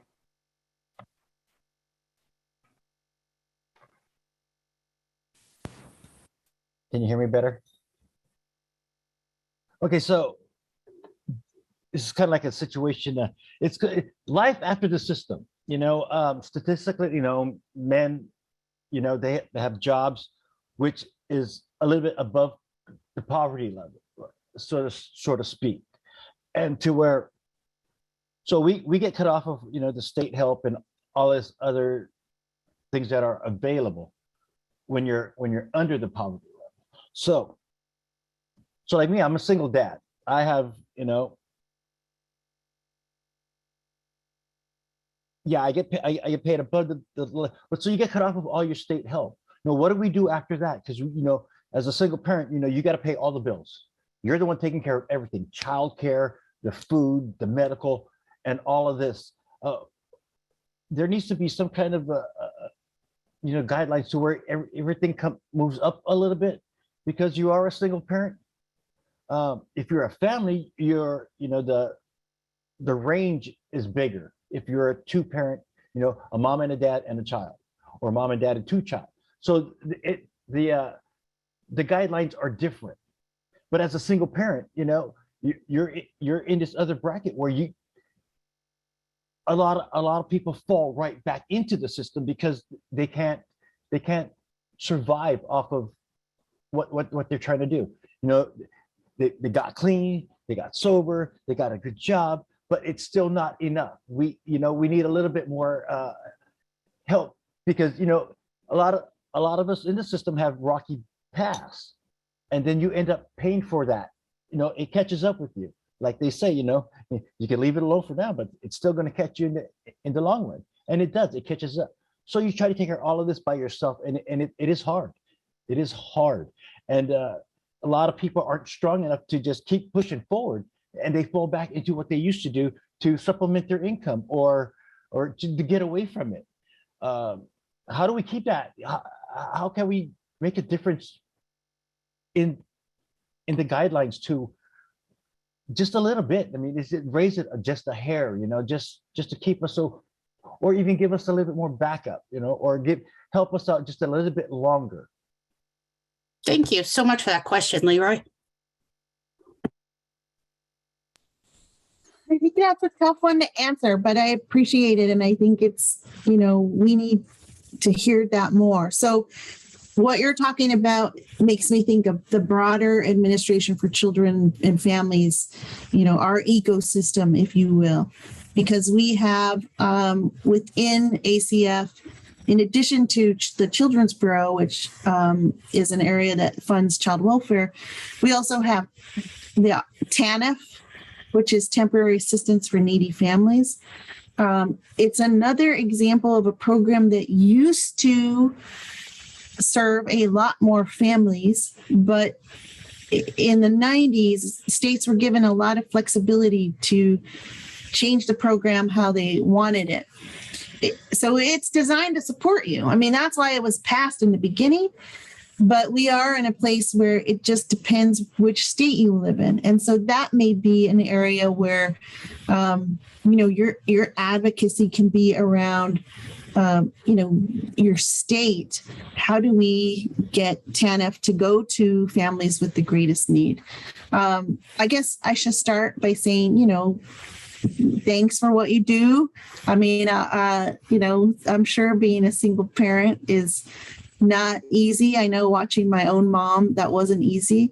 But with Medicaid, I think on that front, there are some wins in terms of healthcare. So even if, I hope you could still have access to Medicaid, but if you don't, there is the health exchange where we hope you're able to access health insurance that is more affordable, that, that Congress just passed renewing the subsidies that exist for people who do buy health insurance through the health exchange. And so it's meant to be there for those who are not, if Medicaid is out of reach. And it's also, how are we doing how are we supporting you? I mean, it's this Inflation Reduction Act just passed. It's meant to pour a lot of money into new jobs. I can't say, how will you see that? What will that look like in your community? But I think overall, what we're trying to challenge ourselves at ACF is to break down some of the silos in our own office so that we're talking about economic mobility and economic stability, and with that, how it ties to healthcare, how it ties to childcare. We have Head Start and childcare subsidies also at ACF. Those are, we want Head Start to be available to you. We want childcare subsidies to be available to you. I think the term that we often use, Leroy, for what you're describing is the benefits cliff, because, it's a recognition that, families can oftentimes, they can get to this level of stability, with being eligible for support. And then all of a sudden, because they're doing well or better in their career, then all of a sudden there's this benefit cliff where people don't have access anymore. So I can tell you that is something that we talk about, and we talk about across agencies. So, the people who work on SNAP, which used to be called food stamps. I mean, it's same thing. We're talking to each other about, where are the supports for this? I don't have a neat and great answer for you, but I do know that we want you to be able to succeed. And we are working on ways to try to influence states to make their programs available to more people. And we will keep doing that. Thank you so much. I just want to recognize that we have about 15 minutes left with January, and I see we have about 4 questions. The first question, so we'll do each question about 4 minutes. The first question was from Corinna, and she was wondering, how is your administration bringing folks with lived experience in at all levels to inform the work? There are a few ways. One, can you hear me?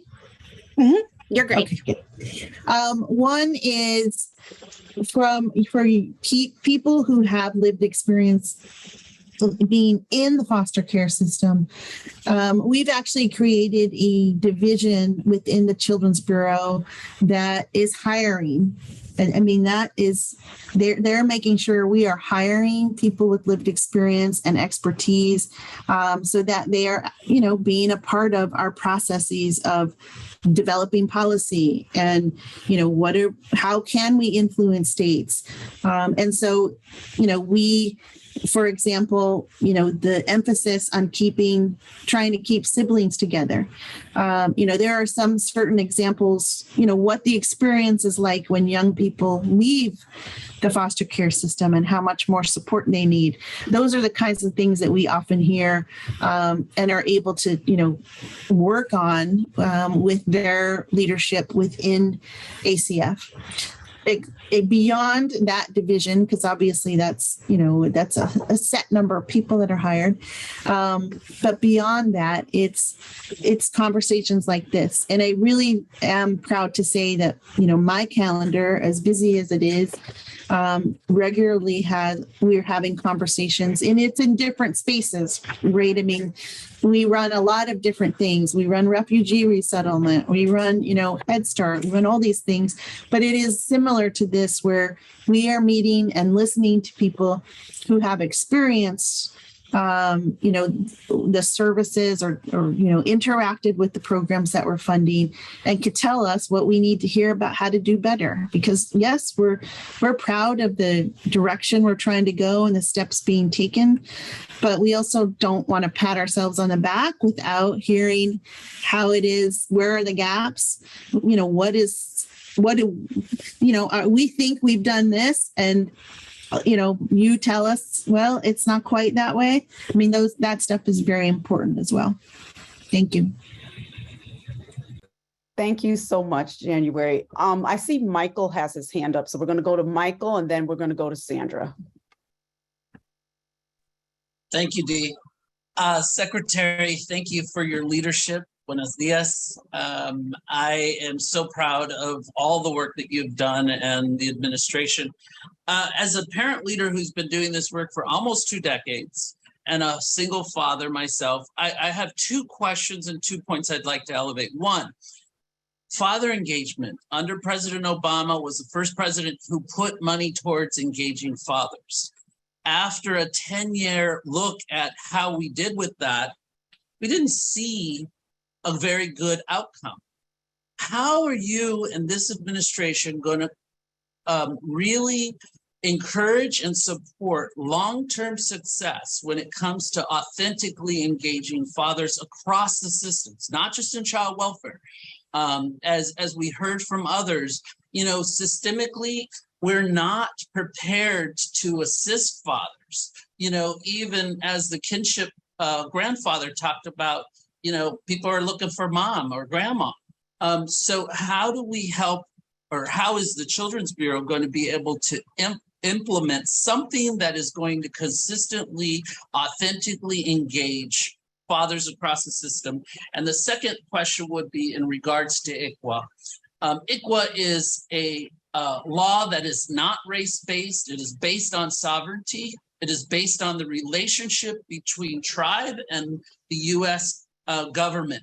It is not race-based. So how can the Children's Bureau help support ICWA, especially as it's being challenged right now in this country? Thank you. Thank you so much, Michael. I am wondering, January, if it would be possible, since some of these questions are really in depth and we only have 4 minutes left, could we write these questions and follow up with you? And would you be open to answering the questions later on? Yeah, of course. Okay, excellent. Well, we do want you to answer Michael's question, because I think he had some, absolutely, he was on point. Yeah. Well, thank you for that, Michael. And I mean, it sounds like everyone's involved in different issues and has, some expertise there that I appreciate. The 2 questions, right, around father engagement, it's a really great point. I know that recently I was on a website of ours, and, I wrote a note afterwards and said, I looked at 12 pages and I only saw one male. And that's not, we need to do better. And so I think what you're speaking to is something that does happen.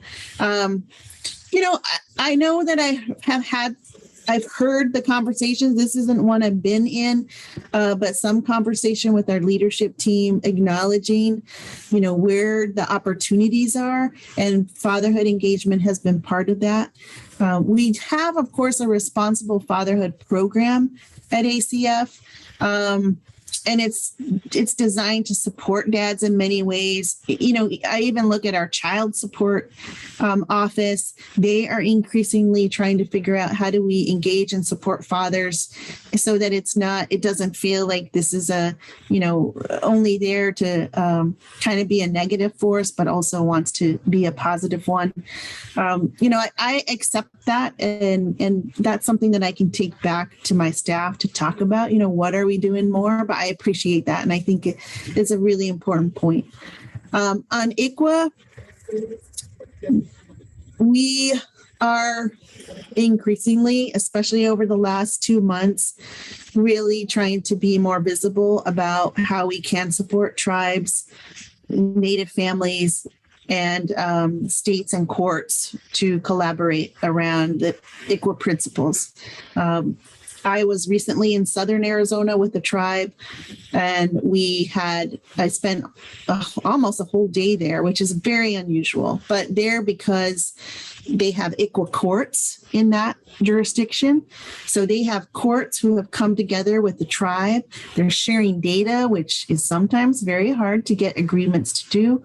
And their outlooks, their results show that by working together as closely as they do, there are less kids leaving their parents' homes. There are more services going to parents. And in those cases where kids do have to leave their home, they're increasingly with their extended family, with kinship caregivers. And the timelines are better in the ICWA court.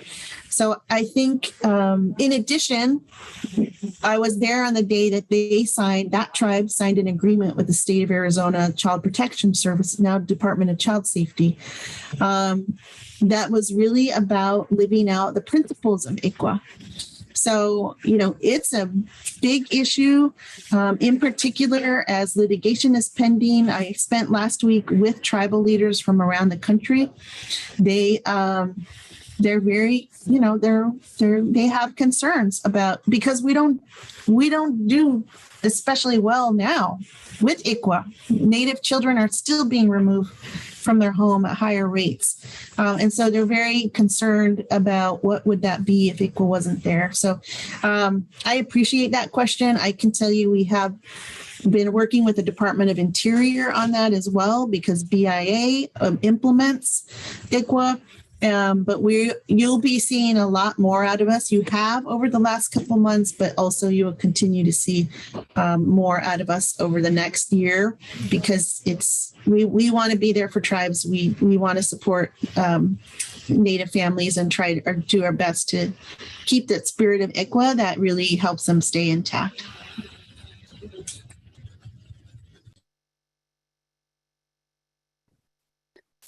Thank you. Sandra, you're up. Thank you, Dee, for allowing me to bring my voice to the space. And thank you, Assistant Secretary Contreras. I heard a lot from you, Contreras, and I just want to say thank you for those comments. What I believe would be helpful to families is having the support of the administration on concrete supports and flexibility of resources, right? So you named a lot of programs that are longstanding and existent, but having that voice around the flexibility of programs and resources and supports from the administration would be one up. And additionally, you mentioned family first prevention. And again, we say that it was not the necessary legislation that we would have liked, but it was some legislation. And I think wholeheartedly, this particular group here and where we need to move next as far as what gets laid out in or improving or transforming is a group here that can put that into action. We know that COVID-19 has shown us that when we support improvements to unemployment, SNAP improvement, changing eligibility requirements, that we decrease poverty, we decrease families coming in contact with the child welfare system, which at the top of the hour you said prevention is it. So all of those things are voices that I would say we would like to see from the administration supporting that type of legislation that would bring about a decrease in poverty and increase for family well-being. Thank you.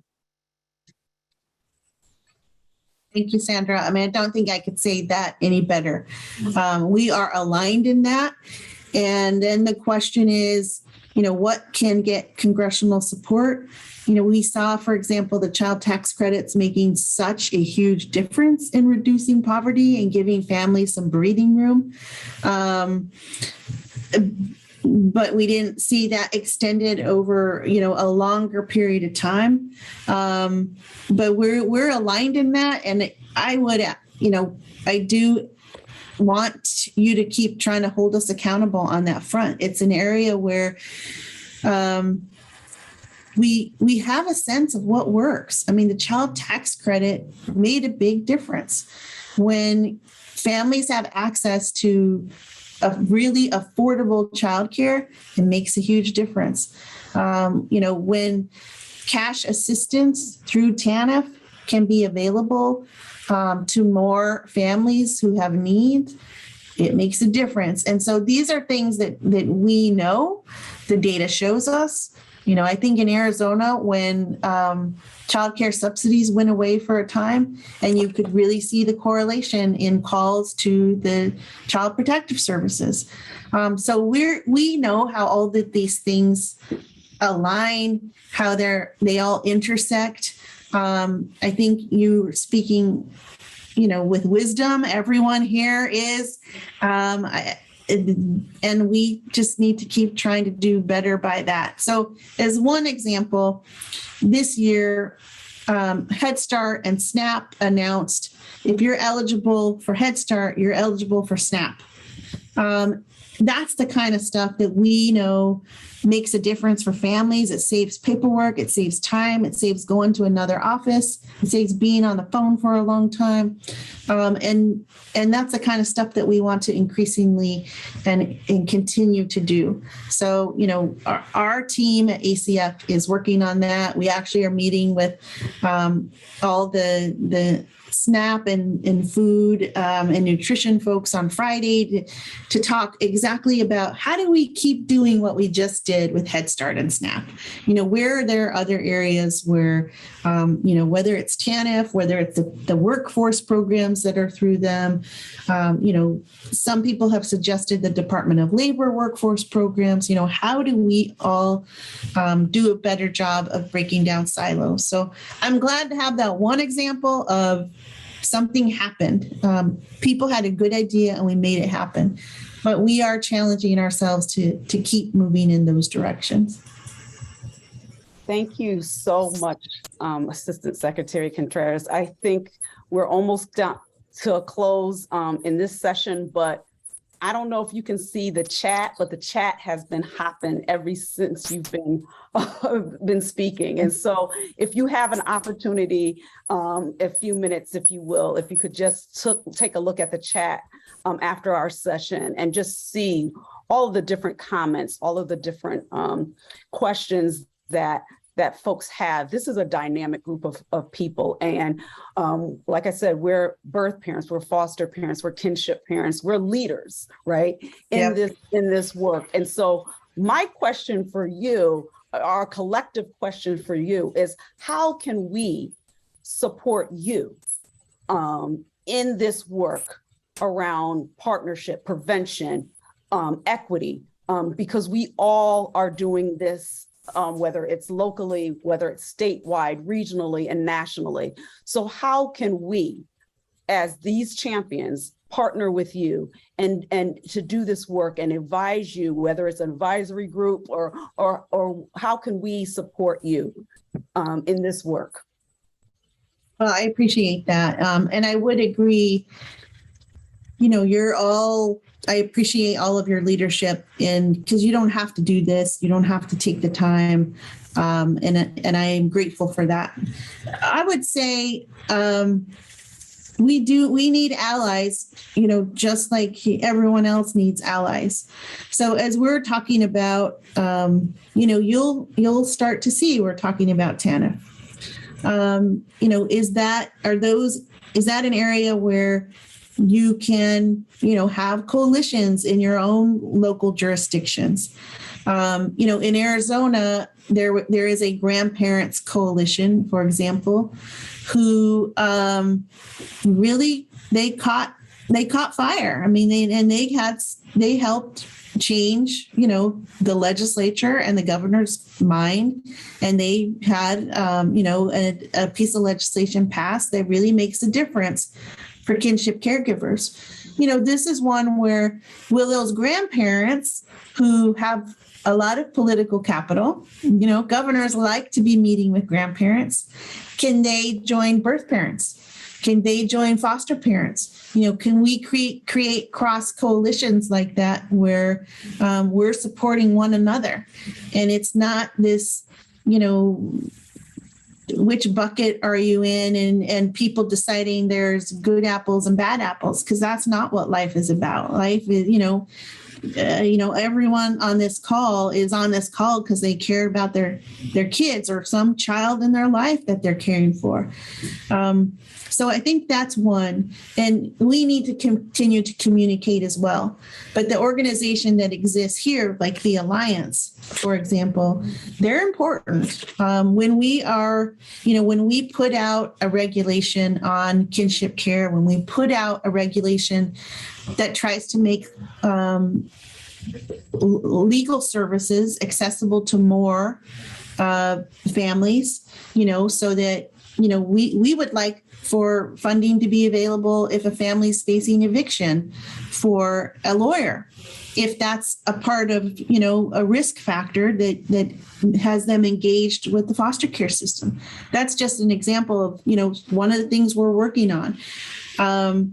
We need allies in that. And, we would love to have you using your voices to say why that makes a difference. I'm willing to bet someone on this call had an experience like that. Just, my client that I mentioned who was hospitalized, she finally went and got her own apartment. She got a roommate because she was afraid that, Child Protective Services wouldn't allow her to have her child all the time again. And so housing is a real risk factor. So things like that we're working on, but also it continues to be using your voices in this way, making sure we hear, I have looked at some of the chat here and I appreciate it.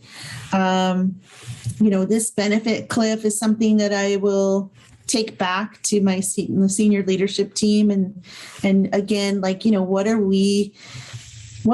are our options? We can't control Congress, but sometimes we have things that we can still do, within administratively.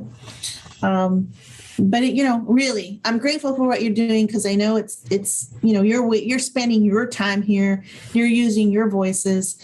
I think they could be very valuable at the state level as well. And the more we are working together to try to bring out that vision that Family First had, I think a lot of people still want it to happen. I know, and again, through my confirmation process, members of the Senate were like, what are you going to do to really make Family First the transformational legislation that we thought it would be?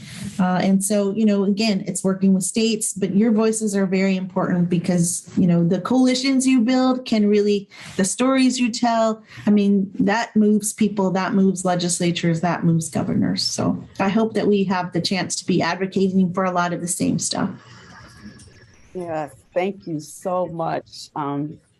Assistant Secretary Cancheras for just being with us today. And we have lived experience, but we also have so many other skills and expertise. And so remember us when you're working on policy, when you're working on procedures, when you want to think about what messages should happen in states or jurisdictions around the country.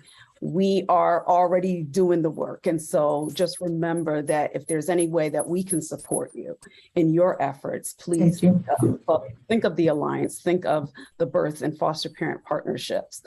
And before you go, we want to make sure that you stay on so we can take a group picture. Oh, okay. Take a picture, a photo of you. So thank you so much for your time.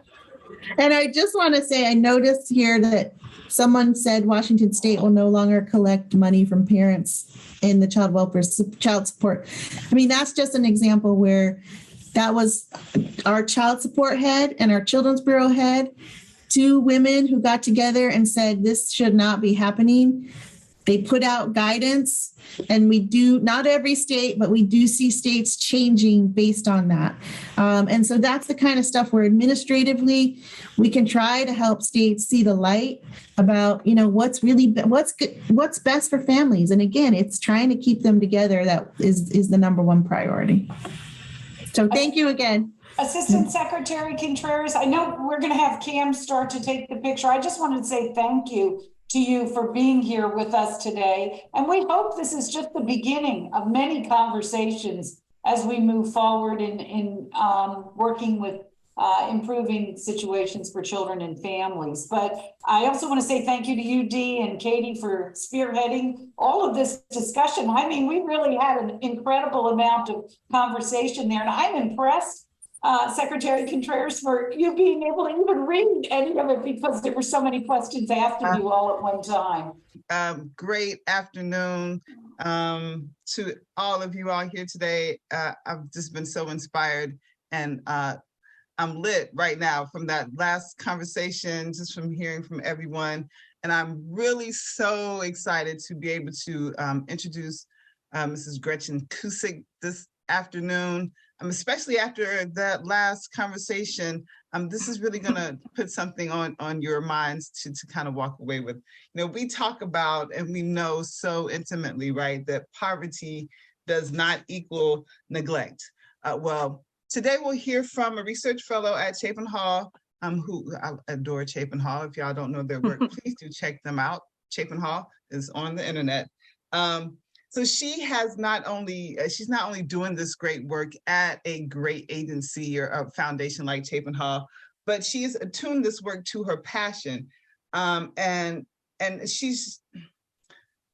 her passion is, she describes as a deep interest in how child welfare and justice systems can support families. She recognizes that surveillance and punishment are not strength-based practices, right? That's not how we build stronger families. And she wants to do something about it. And you notice I said passion. Passion implies, right, there's some lived experience. There's something there in her heart that's taking place and kind of nestled in there that's making this connection to her heart and her mind and the work that she's doing. And I'm going to share with you a little bit of her story. As a child, her family was in the informal kinship caregiver relationship with her cousin after his mother, who was our presenter's Gretchen's aunt on her mother's side. So her cousin's mother passed away, her aunt passed away, and she and her sister had to make space in their room. And she says she remembers pushing those two twin beds together to make some room for that cousin who had experienced, one of the biggest traumas, losing a primary caregiver, a parent. And what that did to her sister, her family, she was right there. That is lived experience. And this is what allows that passion, right? Allows that ability to really want to get to the depths of the matter. So what she's going to share with us today, I hope you're ready. We know how to use that chat, don't we? We sure do. So please use it. We're going to catch all your questions as much as possible. We'll have a little bit of question and answer time at the end. But I'm so thankful, Gretchen, that you are here with our little family today. And yeah, y'all get ready to get all of this. And do remember that all of these will be available on the website at a couple of days after the convening.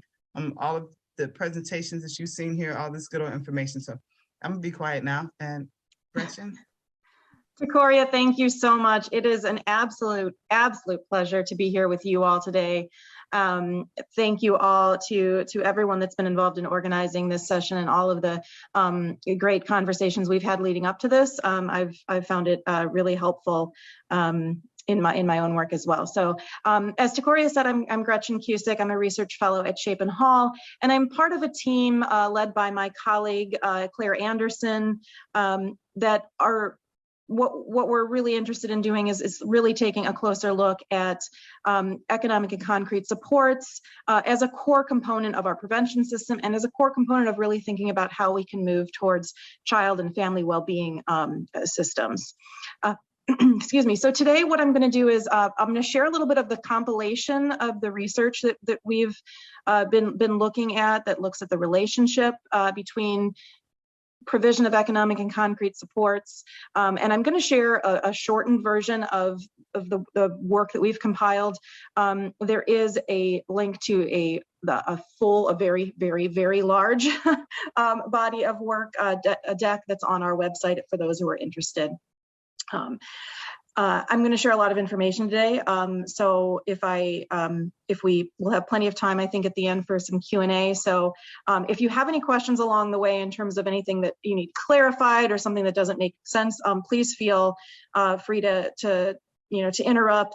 For general questions and for discussion, if we can hold those until the end, then we can have a really rich conversation. But of course, if anything needs clarification as I'm going, please feel free to stop me.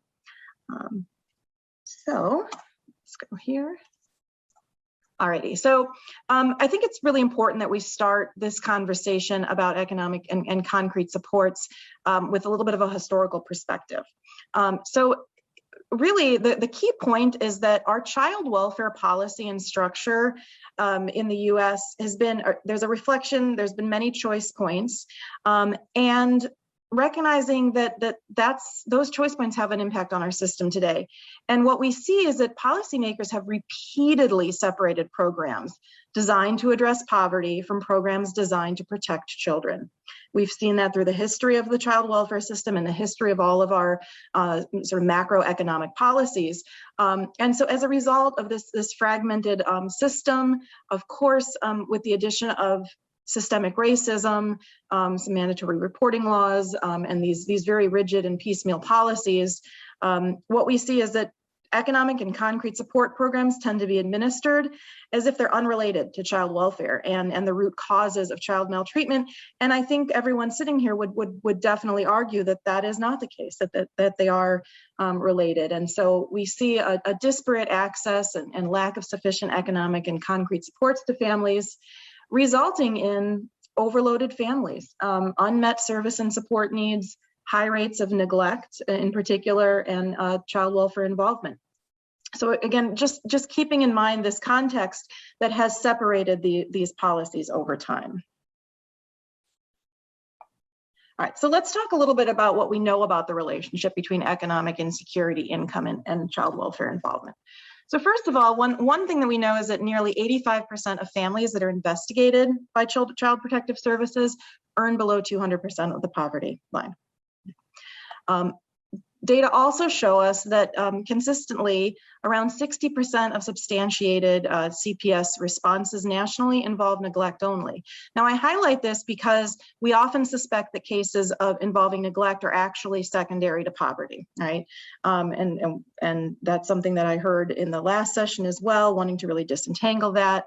But I do want to note that some of the research that I'm going to share and some of the research that we've been compiling shows us that the provision of economic and concrete supports are in fact associated with decreases in both neglect, but also in physical abuse. So we can look beyond just those neglect numbers.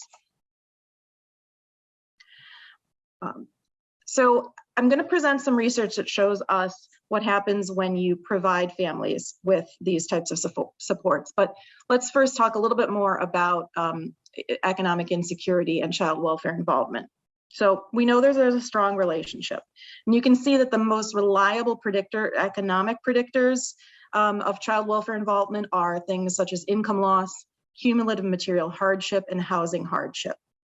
And on the right side, you can see when we really look a little deeper at what types of hardship are most predictive of neglect reports, we can see that that things like using food pantries, cutting meals, short duration of residence, having difficulty paying rent, having utilities shut off, inability to receive medical care for sick family members, receiving public benefits are all very predictive of an investigated neglect report.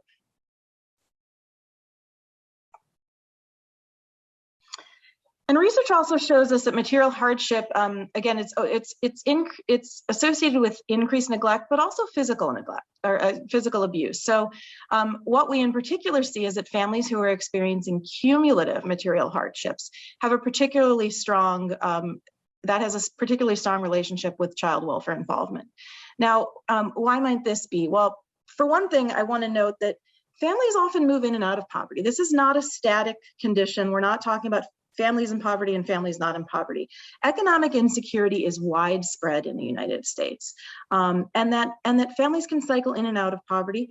Families can have an incident that leads to an economic crisis. That there are circumstances and situations that happen, and we need to kind of understand that families can move in and out of these economic and in unstable economic situations, and one of the reasons why we see this cycling then in and out of poverty is because the buffer is so thin. So this slide is showing, this is from the Federal Reserve, that only 37% of adults, 37% of adults don't have $500 in the bank. So we don't even, it's not even necessarily just chronic poverty, but families who have an unexpected financial need, someone, a medical expense or something with housing or a car breaks down, that having that thin buffer results in families really being put into situations where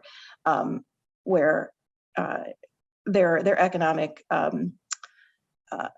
their ability to cover those expenses is not there, and then that leads to more stress, right? So how might economic and material hardship impact parenting and child well-being, and then potentially involvement with the child welfare system? Well, one pathway is what we know through a family stress model. Now, this is a theoretical model that has some research behind it, and what this is proposing is that when we experience economic and material hardship and are not able to meet basic needs for whatever reason, whether that's just a crisis, if it's a long-term issue, that leads to psychological distress, right?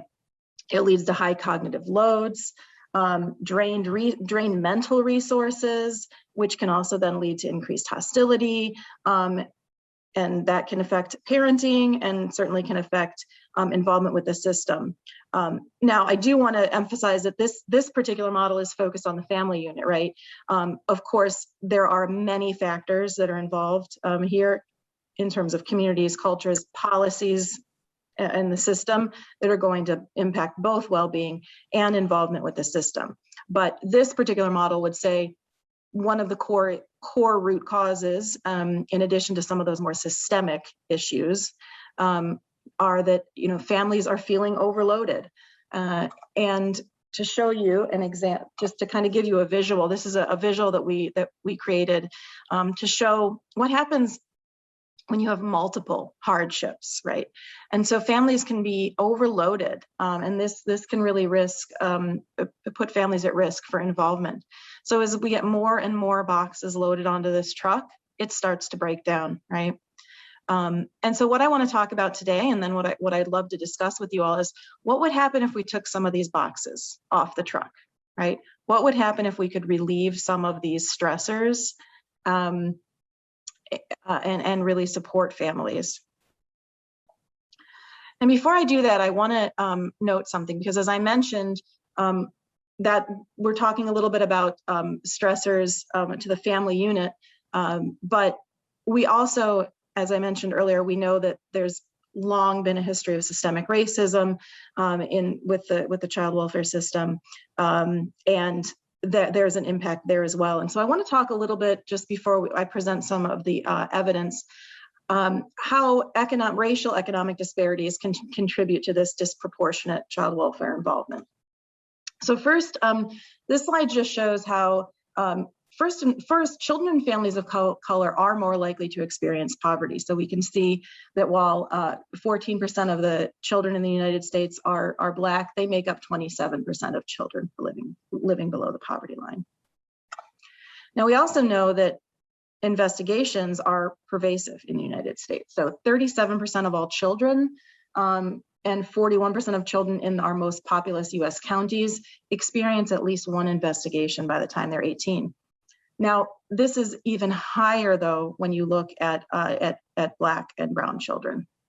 So we can see that 53% of Black children will be investigated by the time they're 18, right? So when we think about those disparities in terms of poverty and in terms of involvement in the system, we can see how some of the economic disparities could be contributing in part to the disproportionate child welfare system involvement. And so we could also think of concrete and economic supports as a strategy to reduce those racial disparities that we're seeing. And I've put a link here to some work that the Center on Developing a Child at Harvard University has been doing, where what they've really suggested is that to really reduce racial health disparities at a population level, there must be a more intentional and upstream focus on socioeconomic conditions and strengthening of those policies.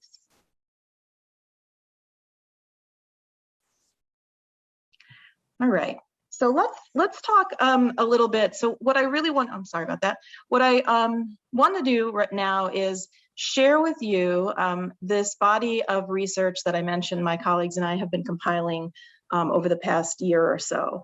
What I'm going to present to you today, it's a range of research. Not all of it, I just want to note, not all of it is causal. So in other words, some of this is just showing an association between economic or concrete supports and outcomes that are of interest.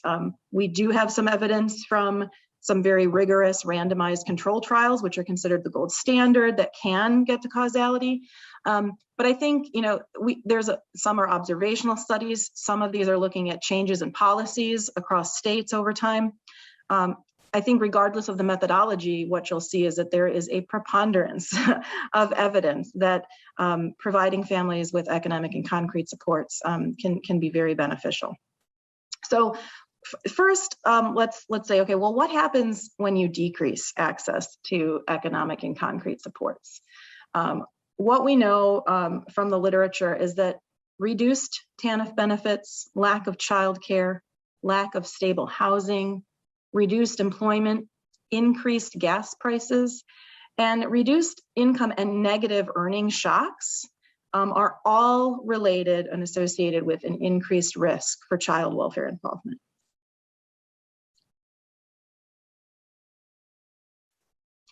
So what happens if we provide economic and concrete supports to families? So this is where I'll share with you some evidence. I'm going to go through these somewhat quickly because I want to leave us time to chat. But the deck that will be shared with you all has all of this, as well as all of the literature if you're interested in looking.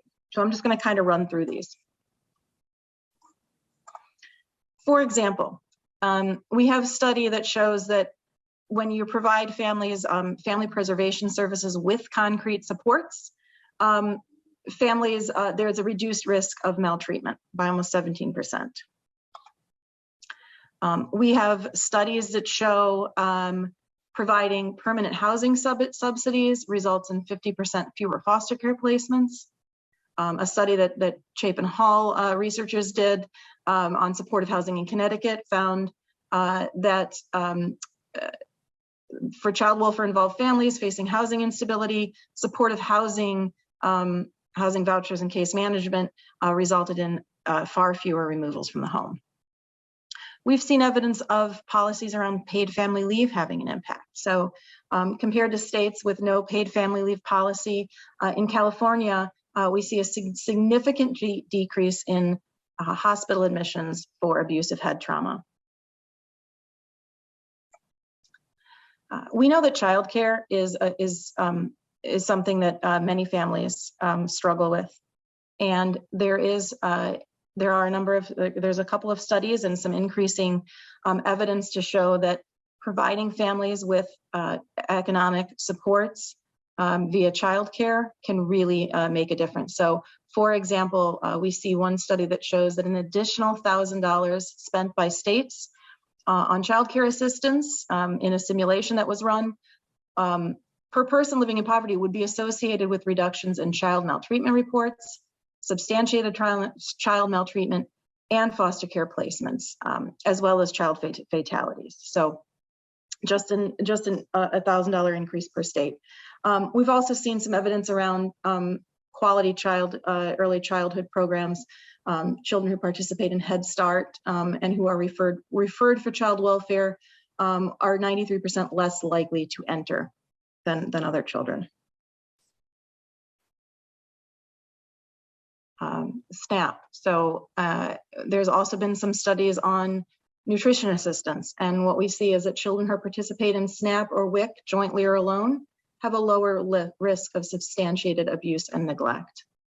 There's another interesting study that looked at where stores that accept SNAP are located, and found that the presence of each additional store that accepts SNAP in rural areas is associated with an 11% decrease in substantiated maltreatment. Minimum wage, right? So we're starting to see more and more work on income supports.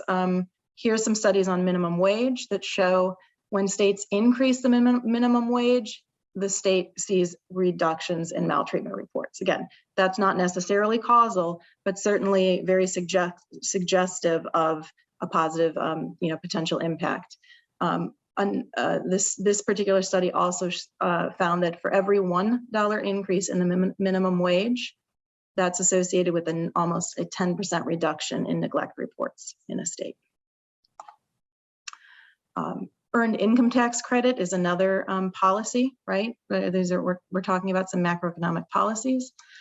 We've seen some really good studies that show that earned income tax credits are associated with positive outcomes. So a 10% increase in refundable state EITC benefits is associated with 5% decline in maltreatment and a 9% decline in reported neglect.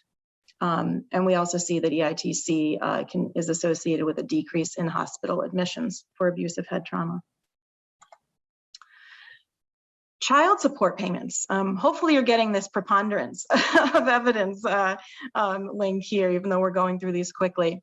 Mothers, there was a study that looked at mothers who were receiving TANF, and there were states that allowed for full child support to be received. And we see there a 10%, those families are 10% less likely to have a child subjected to a screened-in maltreatment before. And what was really interesting about this study was they found that even a modest increase in child support payments, averaging only $100 a year, resulted in a decrease of screened-in maltreatment reports. So sometimes it's even just a little bit can go a long way. We also see evidence of employment benefits. So states that extended the duration of employment benefits saw significantly smaller increases of substantiated reports than those states that were not extending those during the recession. So I want to think back to that family stress model that I showed earlier, right? So what if instead of thinking about the family stress, what if we really thought about family investment, right? What if instead of thinking about all, from a deficit model, we thought about how do we invest in families? How do we support families? So this particular graphic really illustrates that. So showing that if families receive sufficient and economic and concrete supports, have the resources to meet their basic needs, can invest in services and opportunities, have access to housing, childcare, educational opportunities, able to provide increased nurturing, responsive, and supportive parenting, experience improved child and family well-being, and certainly lower risk for child welfare involvement. So, really, when we take all of this evidence into consideration, we say, look what happens when you provide economic and concrete supports. If we focus on family investment instead of family deficits, what might we see? So I would love to have a little bit of a discussion, and I think Cam's going to help me with this. But before we do so, I want to just open it up and see if folks have questions or comments about the work that we've compiled around economic and concrete supports as a way to really support families. Gretchen, I just want to let you know that the chat is full of personal narratives, stories, agreements. Absolutely 100% needing to hear this information that you've been giving. So thank you so much. We had a hand, I don't know where it went. So I think if you could at some point maybe address, so a lot of times we hear, well, we don't have any more money to spend, right? Agencies say, well, we don't have any more money to spend. We can't do this Is there resources or some ideas you can share with us as we go about advocating and doing this work, how we can approach that situation? Because we know it's not additional funds, right? It's some kind of changes that maybe need to happen. Yeah, so there actually are, and I can try to pull some things up now, or certainly in the deck that you all will have a link to for the full deck. There actually are some slides in there that point to what states can do now, that really point to some opportunities with, Coria, to your point, existing funding that can be used to support families with economic and concrete supports and services.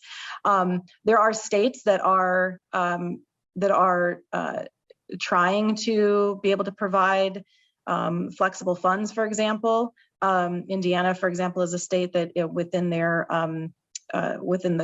the waiver work that they had done, and now with Family First are wanting and trying to get flexible funding within the service array. There are some states that are really looking to do that type of effort, and I think really in echoing Assistant Secretary Contreras's point earlier, that this in many ways is something that needs to be done not in the silos, and to my earlier point of where we have historically bifurcated macroeconomic policies and child welfare policies, that we need to really do more to link those and think about our existing macroeconomic policies and how those can be really how that can be, those can be resources for families, but also ways that we can get innovative and use the existing funds we have to provide these kind of flexible dollars to families. Because we see this not only for child welfare outcomes, which is what I was really presenting here, but there's also been some good work. Some of you may have heard some of the cash transfer work done in Stockton, California, that's showing not just impacts on, it's not necessarily on child welfare involvement, but on mental health and well-being. So taking advantage of that. So I see Karina with her hand up. There may be others, but that's who popped up. So. Yes, thank you so much, Ms. Gretchen. This was very thought-provoking and very informative. I guess mine is more of a statement type question. In retrospect to the disparities and looking at how, we've been talking not just in this convening, but in previous ones about the front door policies and mandated reporting. How can your department, how can you guys incorporate us with lived experiences going through, because she's like, the chat room is blowing up about experiences of having, you know, the struggles. I mean, the struggle is real. You know what I mean? And especially in the Black and Brown communities, not trying to just isolate, saying that it's not struggles all over, but even in your presentation, you are showing that there is a significant hardship that raises the involvement of child welfare, child protective services in Black and Brown, or, you know, financially hardship communities. And so my statement question to you is, how can you incorporate the lived experiences of us to help you with structuring these policies so as to make it more feasible to be applied across the board, not just in those disparaging communities or financially hardship, or you know, those in the Black and Brown community, but there be a leveled equalization across the board to be able to extend these services for all, even those that fall that are above the poverty level, because that still has an impact on how maltreatment is towards the children. When your kid, I know working, I'm also strong domestic violence advocate, and one of the ways that I know to eliminate is domestic violence within the home is to start eliminate the stressors. And one of those stressors is financial stress. When you're financially strapped, a parent, you know, is looking, oh my God, to pay a bill or get a meal. You know what I mean? So how can we help to support you working these policies to be able to have that equalization, so that it's not just looking at the disparities or within the Black and Brown or the financially strapped communities, but looking at it as a whole as being problematic, and then reducing the reduction of maltreatment within the family. I'm sorry, it was long, but that's no. Thank you. No, thank you so much. So I will say that I know the research community, just speaking from the research community, have been not just in this area, but in really all of the work that we are doing, and unfortunately, it has only been very recent where there has been a recognition that individuals with lived expertise need to be involved in the research, in developing the research, in carrying out the research, in making meaning of the research. And so I know that's something that our organization certainly has been trying to do. I think in terms of policy, voice, right? I mean, so, and actually that's one of the questions I was going to toss back to you all is, when you see the evidence, you see all of the different ways, all of the different economic and concrete supports that that research is showing can be helpful. I was actually hoping we could, I popped a couple questions or a question up here. I thought maybe we could pull up a Menti so that folks can just Mentimeter so that folks can put in their thoughts. And so there it is in the chat. Yeah, thank you. Yep. Yeah, if you want to click on that in the chat, thank you so much, Kim. So really, you know, for birth parents, you could think about what, if any, economic or concrete supports might have helped you from becoming involved with the child welfare system, or what would help you ensure the well-being of your family, children, and yourself. And same for resource families. So thinking about what, if any, economic or concrete supports would allow you to ensure that well-being of your family, the children in your care, and yourself. So, you know, what economic or concrete supports would be or would have been helpful. You could kind of note why, you know, just a quick word or two. And the thing I'd love for us all to talk about is, given what I presented today, and certainly given what you've heard all week long, what can you take away from this to address some of these? And maybe if we even sort of see ones that are popping up as really being, I'm seeing housing a couple times already, right? So thinking about ways that we could maybe take a few of these and collectively think about how do we make some policy movement.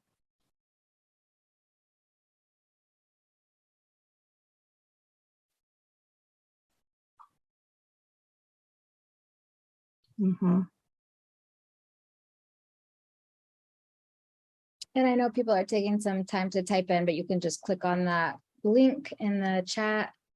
Or if you write it in, if you write it into the chat, then Riley's going to pop it up on the Menti for you. Thanks. So as folks are typing, if anyone wants to come off of mute and share what they've entered or what your thoughts are, and again, thinking about maybe ways what you could take away from this that might help you to push forward being able to support families with the kinds of supports that you may have found most useful. Please do. Let's see here. Hi, I'm April. I'm from Rhode Island. I had put housing. I'm a birth mom here. And when my kids were removed, it was because I didn't have my own house. I was staying with a friend of mine. So it was just a battle to really get housing. And I was just shocked that there wasn't really any like transitional or temporary housing in that.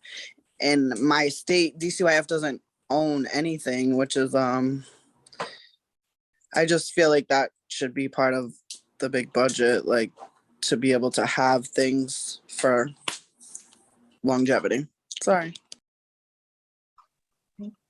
I feel like peer-to-peer support would have been really beneficial. I mean, knowing what resources are out there and available, knowing what I guess my rights were with my child welfare case, knowing that I could, have an FDM or ask my caseworker for help with certain things, just having somebody to walk me through who already knows what's out there. Because a lot of times there's resources that you just don't even know how to tap into because you don't know they exist.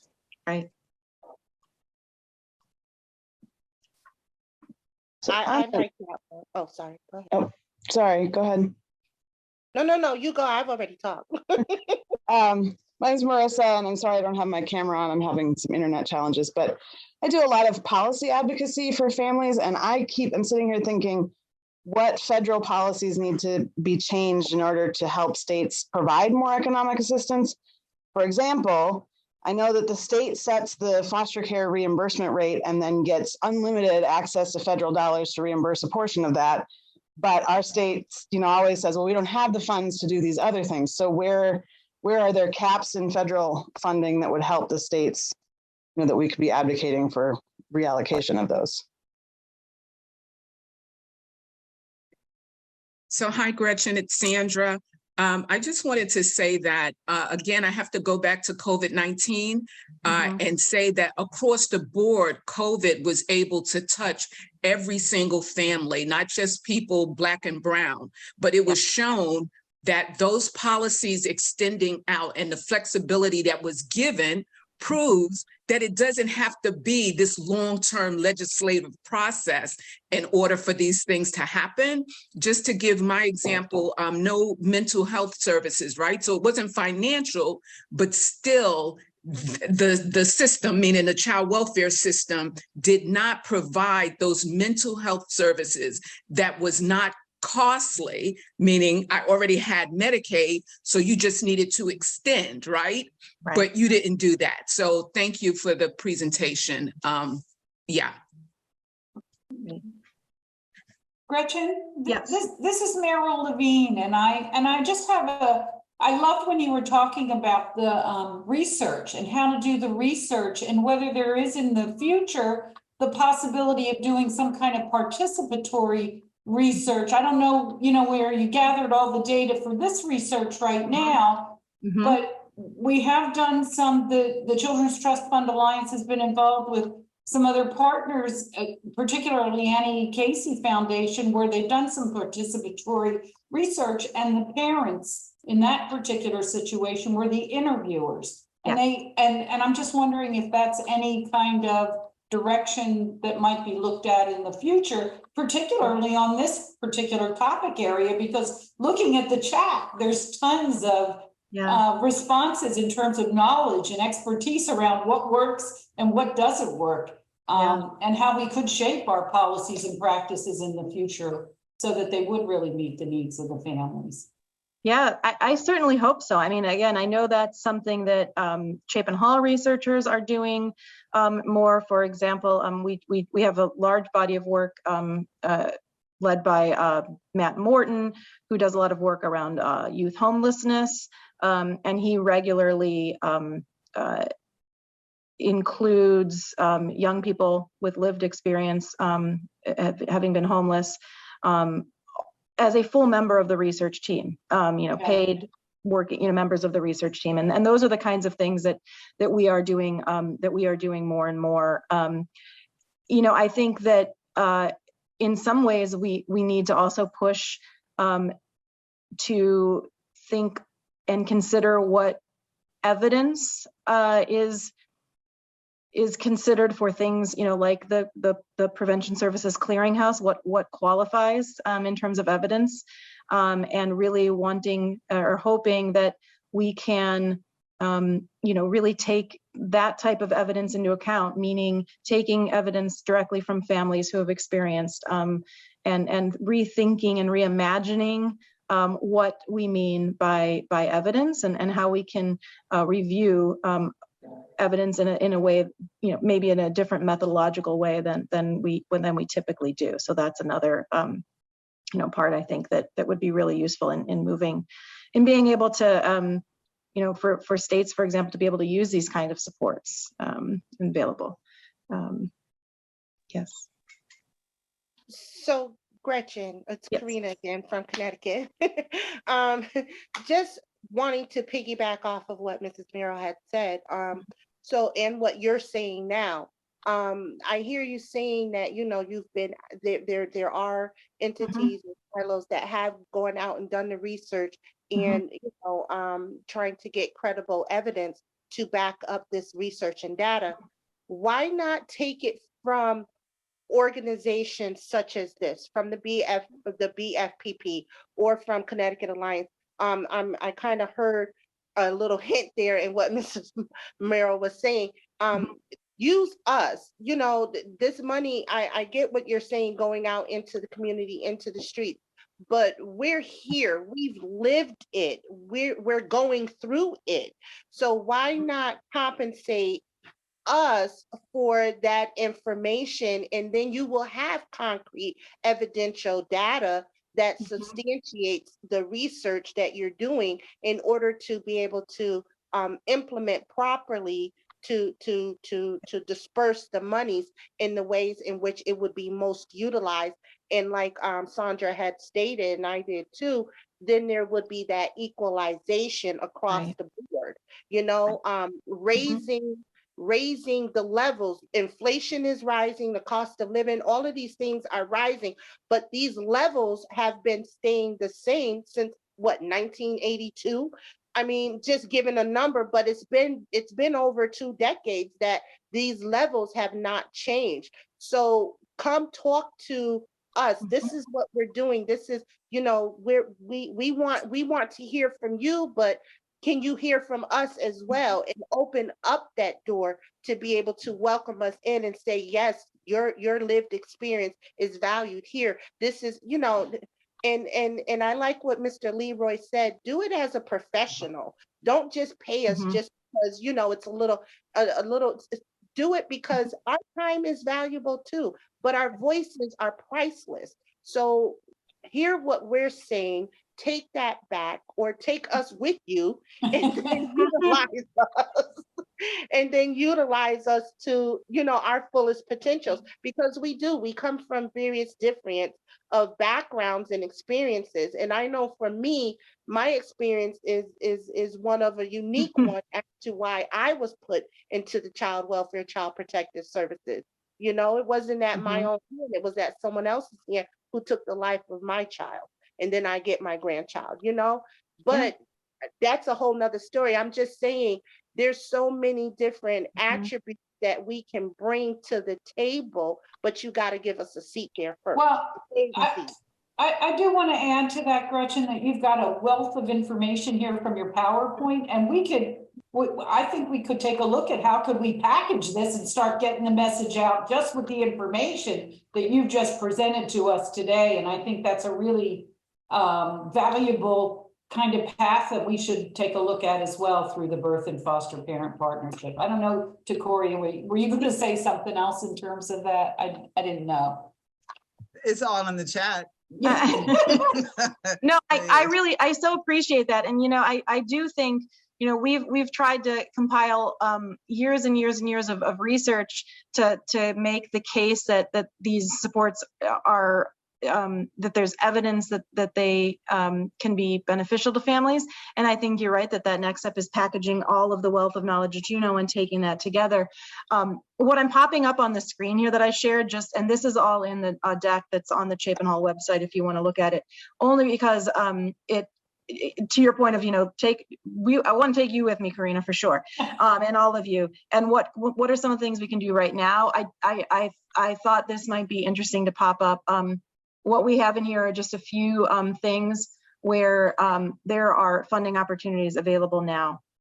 I know you won't be able to take all of this with you as I kind of just scroll through, but please check out the deck that's on the website because it has all of this great information in there about some. I think it came up earlier even, where are there dollars right now, dollars that exist right now, not new dollars that exist right now, where we can, for folks that also want to get out there and make some move and shake a little. Yeah, but if we do explore, Gretchen, some kind of packaging of this material, there's like some fantastic examples in the chat in terms of really putting it and making it real. So that's kind of important, very important. I'm with you on that, Mrs. Merrill. And Gretchen, I'm here, girl. Alrighty. I got you. Road trip.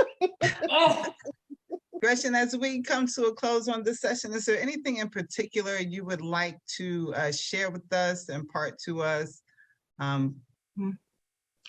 Well, I think it's that last point that Karina made, that I've presented a lot of evidence that has made its way into academic scholarly journals, right?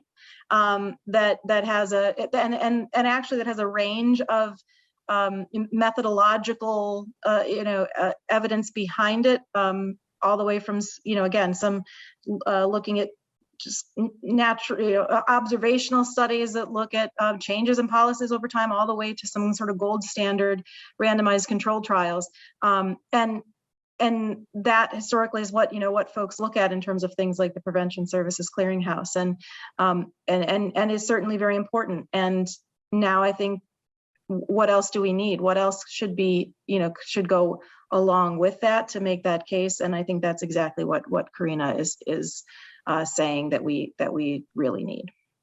Thank you so much, Gretchen, on behalf of all of us here today. I think you just gave us a really good living example of what happens when data meets heart, and how this can just really come out, and just the wealth of information. Y'all got the link to the website a million times. Please make sure you all check that out. Our experience is evidence. That was really powerful. And then thinking back on our guiding principles and values for this, I think we hit them all. We know that children do best when the adults work collaboratively, and the system support when they remain at home. This talked about a lot of race equity, y'all. I had tears in my eyes at several points in this presentation. When we have the best available science, data is science, and we just saw a bunch of that right there. And partnership with birth parents are critical. Partnerships, period, are critical. So thank you so much for that. And to end this off, if you care, if you saw that stuff in there, and if you care about human and being human, then there is no other option. There's no other option. If you care as humans, if there's someone you can look in their face, and you can say this to agencies, if you love someone, if you can look someone in their face and see this information and be like, yeah, okay. if you care, there is no other option. Thank you so much, Gretchen. Thank you so much, everybody. We tore that chat up. I love it. Gretchen, I want to say thank you too on behalf of all of our members of the Birth and Foster Parent Partnership that are here today. But I also wanted to thank, there was a small planning group that you mentioned earlier on when you first started up in the presentation. And I wanted to say thank you to all of them. That was Phyllis Stevens, who's out of Pennsylvania, Matt Pennon from California, Takoria, of course, was one of the members, Robin Robbins and Jody Rogers. All of them were helpful in terms of a meeting with Gretchen ahead of time in terms of trying to identify and plan for this presentation today. And we can't say thank you enough for all the work that you did in terms of pulling together this presentation. And we're going to look forward to having it up on our website. I also just wanted to make sure that everybody was aware that, you know, again, what Takoria was saying, we appreciate so much that the data is a critical piece of this process in order for us to make change. And at the Alliance, we provide a lot of training and technical assistance to help those who work with families to understand how to help them build protective factors. So I think that's another important piece around dealing with the economic supports and this being one of the key protective factors, concrete supports in times of need. So thank you again, Gretchen. Thank you to Takoria also for emceeing this particular portion of the agenda. And now we're going to move it forward and wrap up our day with Robin and Sandra.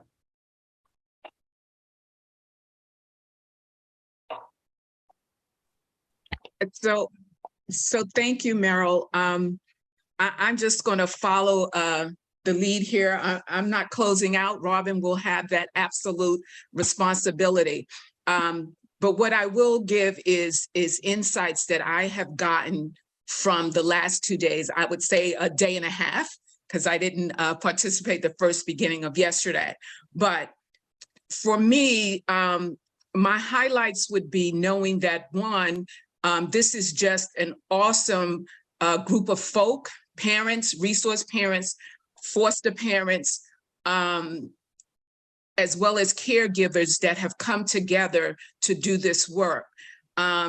The things that I would want to add that I really took hold to was, one, Jason Bragg said, what's the action?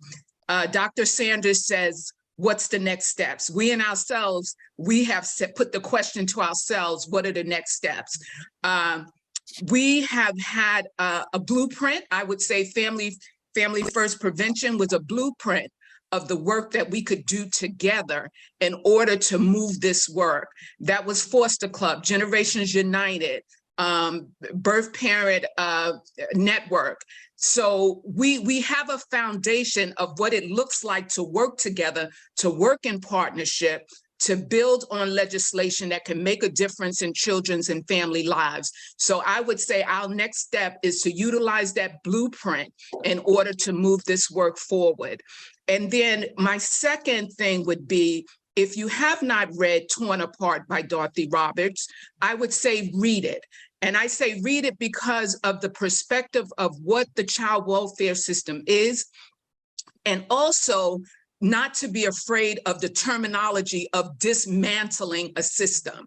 Because if we don't want to dismantle what exists as it is, that is harmful, that does not benefit all children and families, then I think we have a problem. So I would say for us as birth parent and foster parent partnership, that is an understanding that I believe that will bring us together about the system itself, not about a particular group of people, but understanding what this system does and has done to children and families. And just let me add, it has been a pleasure being here these 2 days and listening to all of the speakers, the parents, the presenters around this work, and seeing how we can move this work together in partnership.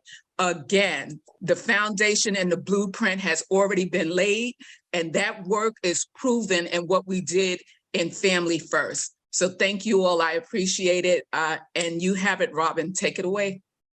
Thank you, Sandra. Boy, I just got chills from what you shared, Sandra. And I was going to say I'm without words, but those of you who know me, that's never true, right? So here comes the words. Thank you for everybody who was here. I have had this convening in my heart and my mind and my soul for several months. And boy, did we do a great job. Here we are all ready to make a difference. And just a quick reflection for me as a foster parent who has been part of the BFPP for many years and who has seen all of these new members we were able to have join this convening in our partnership this year. I'm just so excited for the possibilities we have. And we did start having these important discussions 6 years ago in person in Seattle. We talked about some of the things I heard today. We talked about number one, disparities and race equity. We brought up ICWA, and then we needed to hear that again today. We talked about, and what I think is most important, relationship building is perspective and having a whole family approach. So we know we need each other, and here we are, and we're a powerful group of leaders who know what needs to happen. So Sandra, your message about taking this on is a big picture. Of course, we're going to go home and we're going to apply everything we've learned in our local areas. We're going to use it statewide, which is also much needed. But to look at this group and the power that we have as a whole bunch of people who are like-minded, care, and have the passion that you all have and that we all have together, we could make something happen here. So thank you for that message, Sandra. And thank you for letting me be a person with lived experience. But now I'm becoming BFPP Robin. All right, y'all.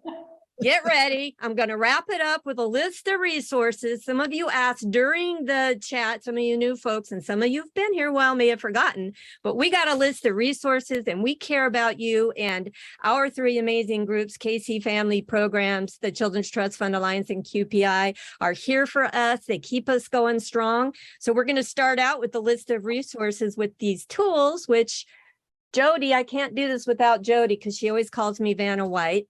But this set of tools is so important because we've been giving workshops on them the last year. And it's what we came up with as people with lived experience to maybe talk about how we can start these relationships. This is just a beginning tool. I'd love for you all to take a look at it. There's more than one. There's one for agencies, one for folks, but these are available and being used widely.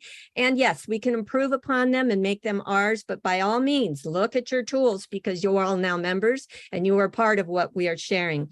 We also have been giving workshops this last year about these tools, and the workshops are all of you are part of the workshop. So yes, wait until you see BFPP Robin show up. I'm going to be calling some of you because I've definitely heard some voices that might be really awesome presenters in our next workshop. That next workshop is November 7th. You will have access in these resources to get all this information as well.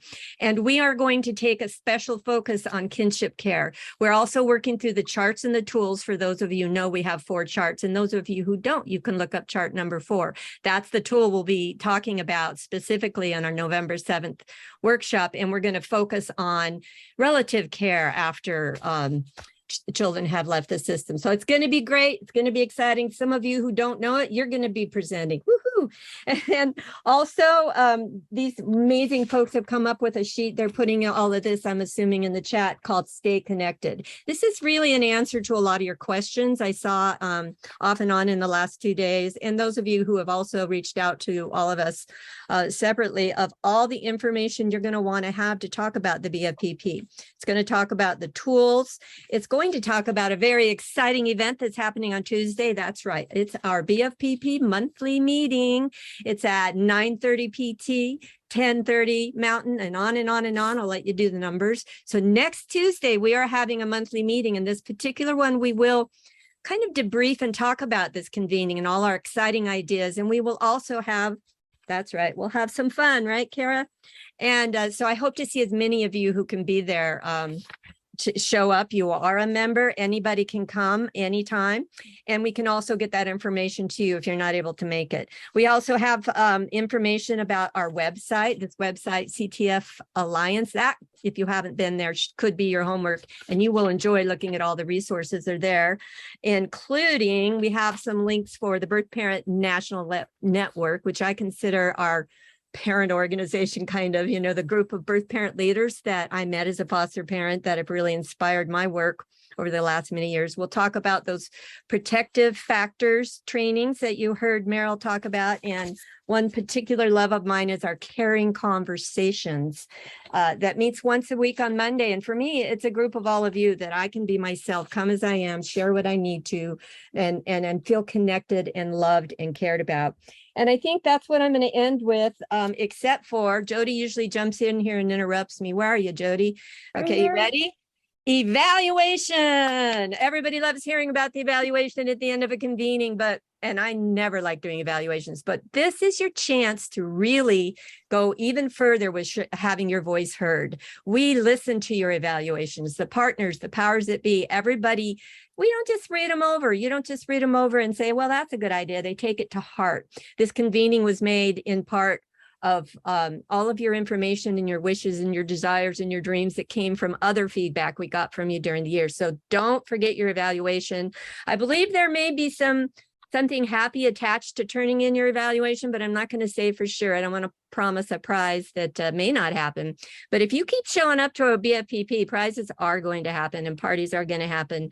And we need that because we're doing some hard work. We're doing some work for families who are in danger. We're doing some work for families who are suffering. So our subject isn't really always very happy, but we are a family and we're going to have our times of celebration and we're going to use those to connect in our hearts, not just the suffering, but both. So we're connected in love, and I am just thrilled to be part of all of your lives. I definitely consider you my family, which means if we were in person, I'd be baking brownies and cookies and taking all good care of you. But in the meantime, please reach out to us with any needs, any questions. And is there anything I left out, folks, in the research list that somebody wants to add?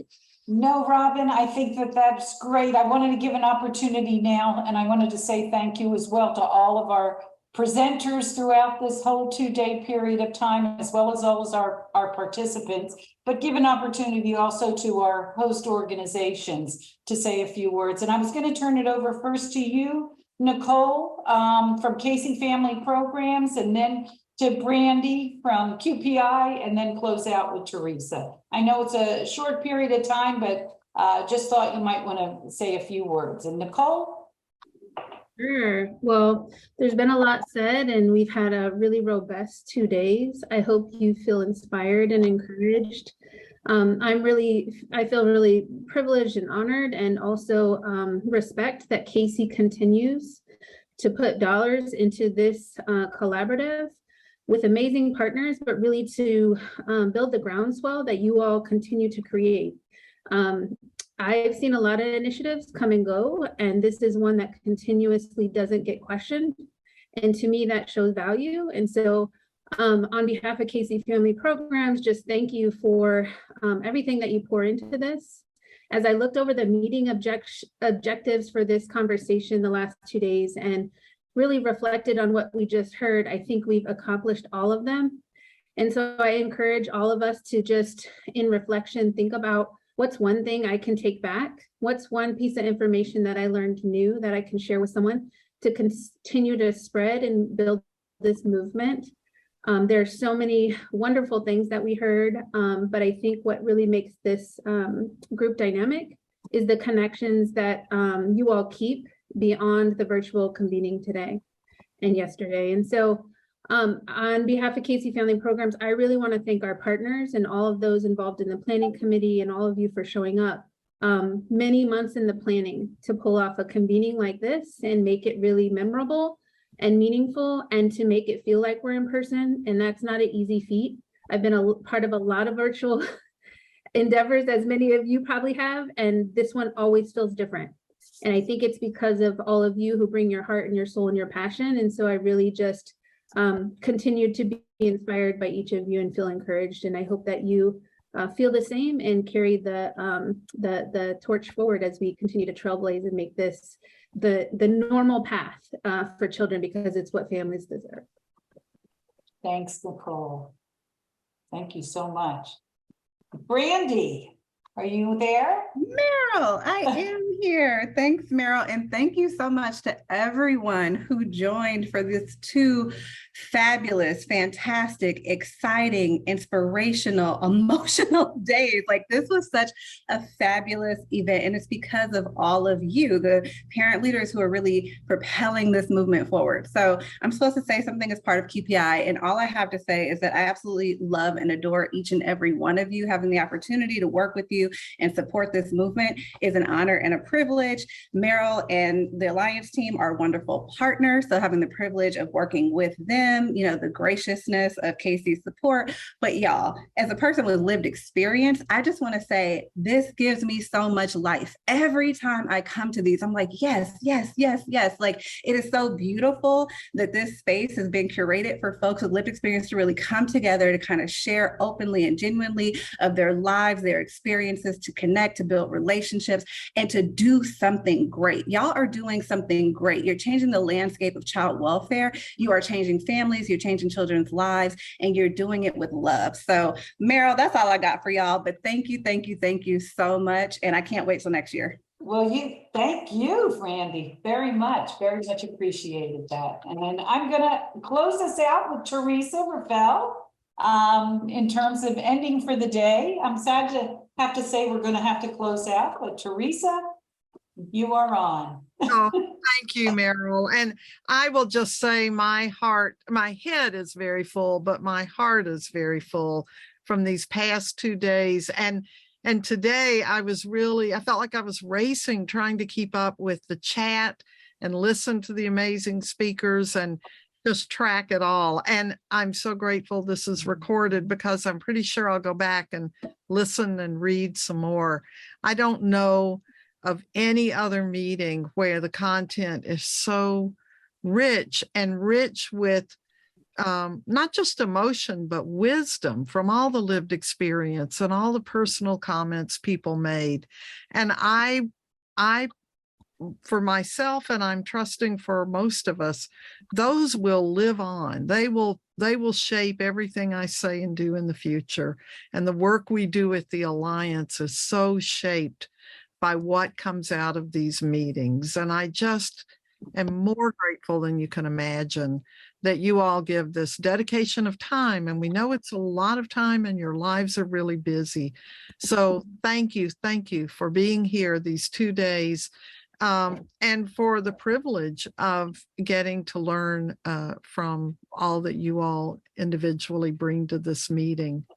I want to do a thank you too for our partners, Brandy, you, Jennifer, anyone else who was involved at Youth Law Center and QPI. We're very grateful for our colleagues, Nicole and the whole group at Casey that we work with, make all this possible, and even more than making it possible with your support, you bring your own wisdom and thinking to this. This truly is a joint and collaborative effort. And then we have so many people at the Alliance. I'd just like to say a quick thank you to.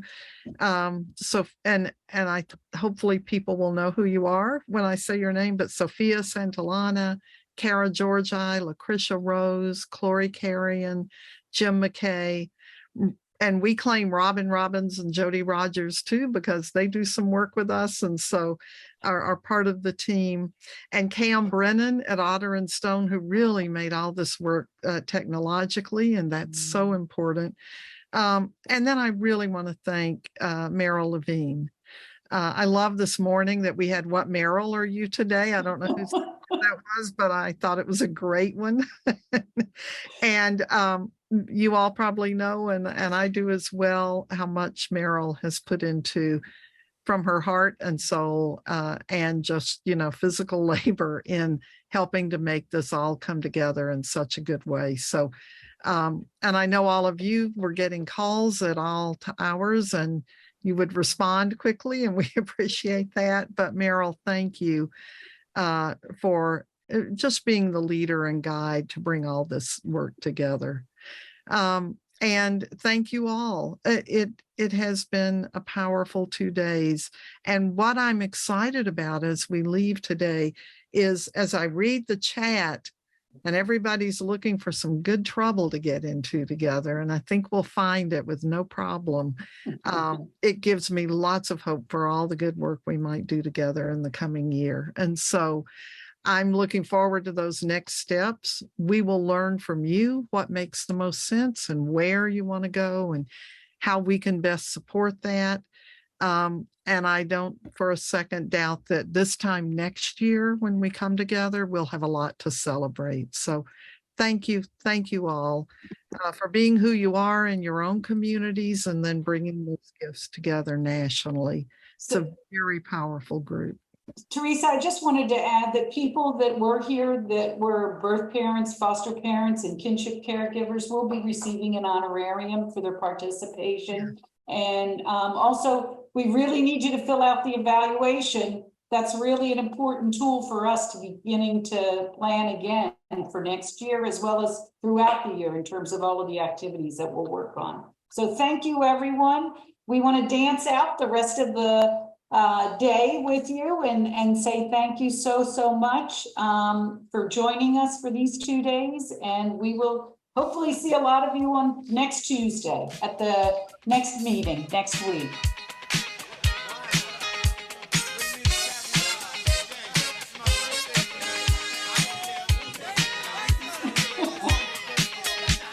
Hot girl, go Jody. Hey.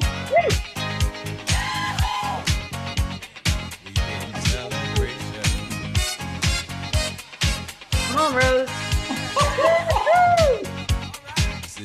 There you go. Get it, Meryl. Come on. Yeah, I love these two. Woo-hoo. Lisa. Come on, Lisa, show us your moves. Come on, girl. Hey, gotta look at the camera now, Matt. Come on.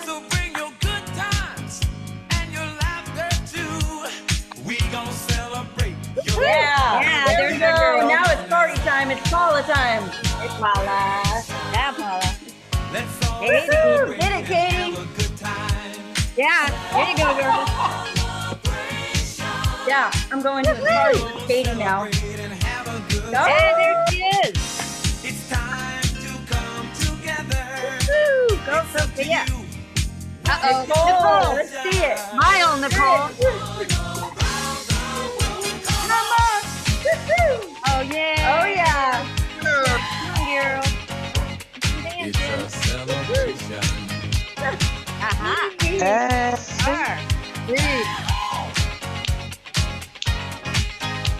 There we go.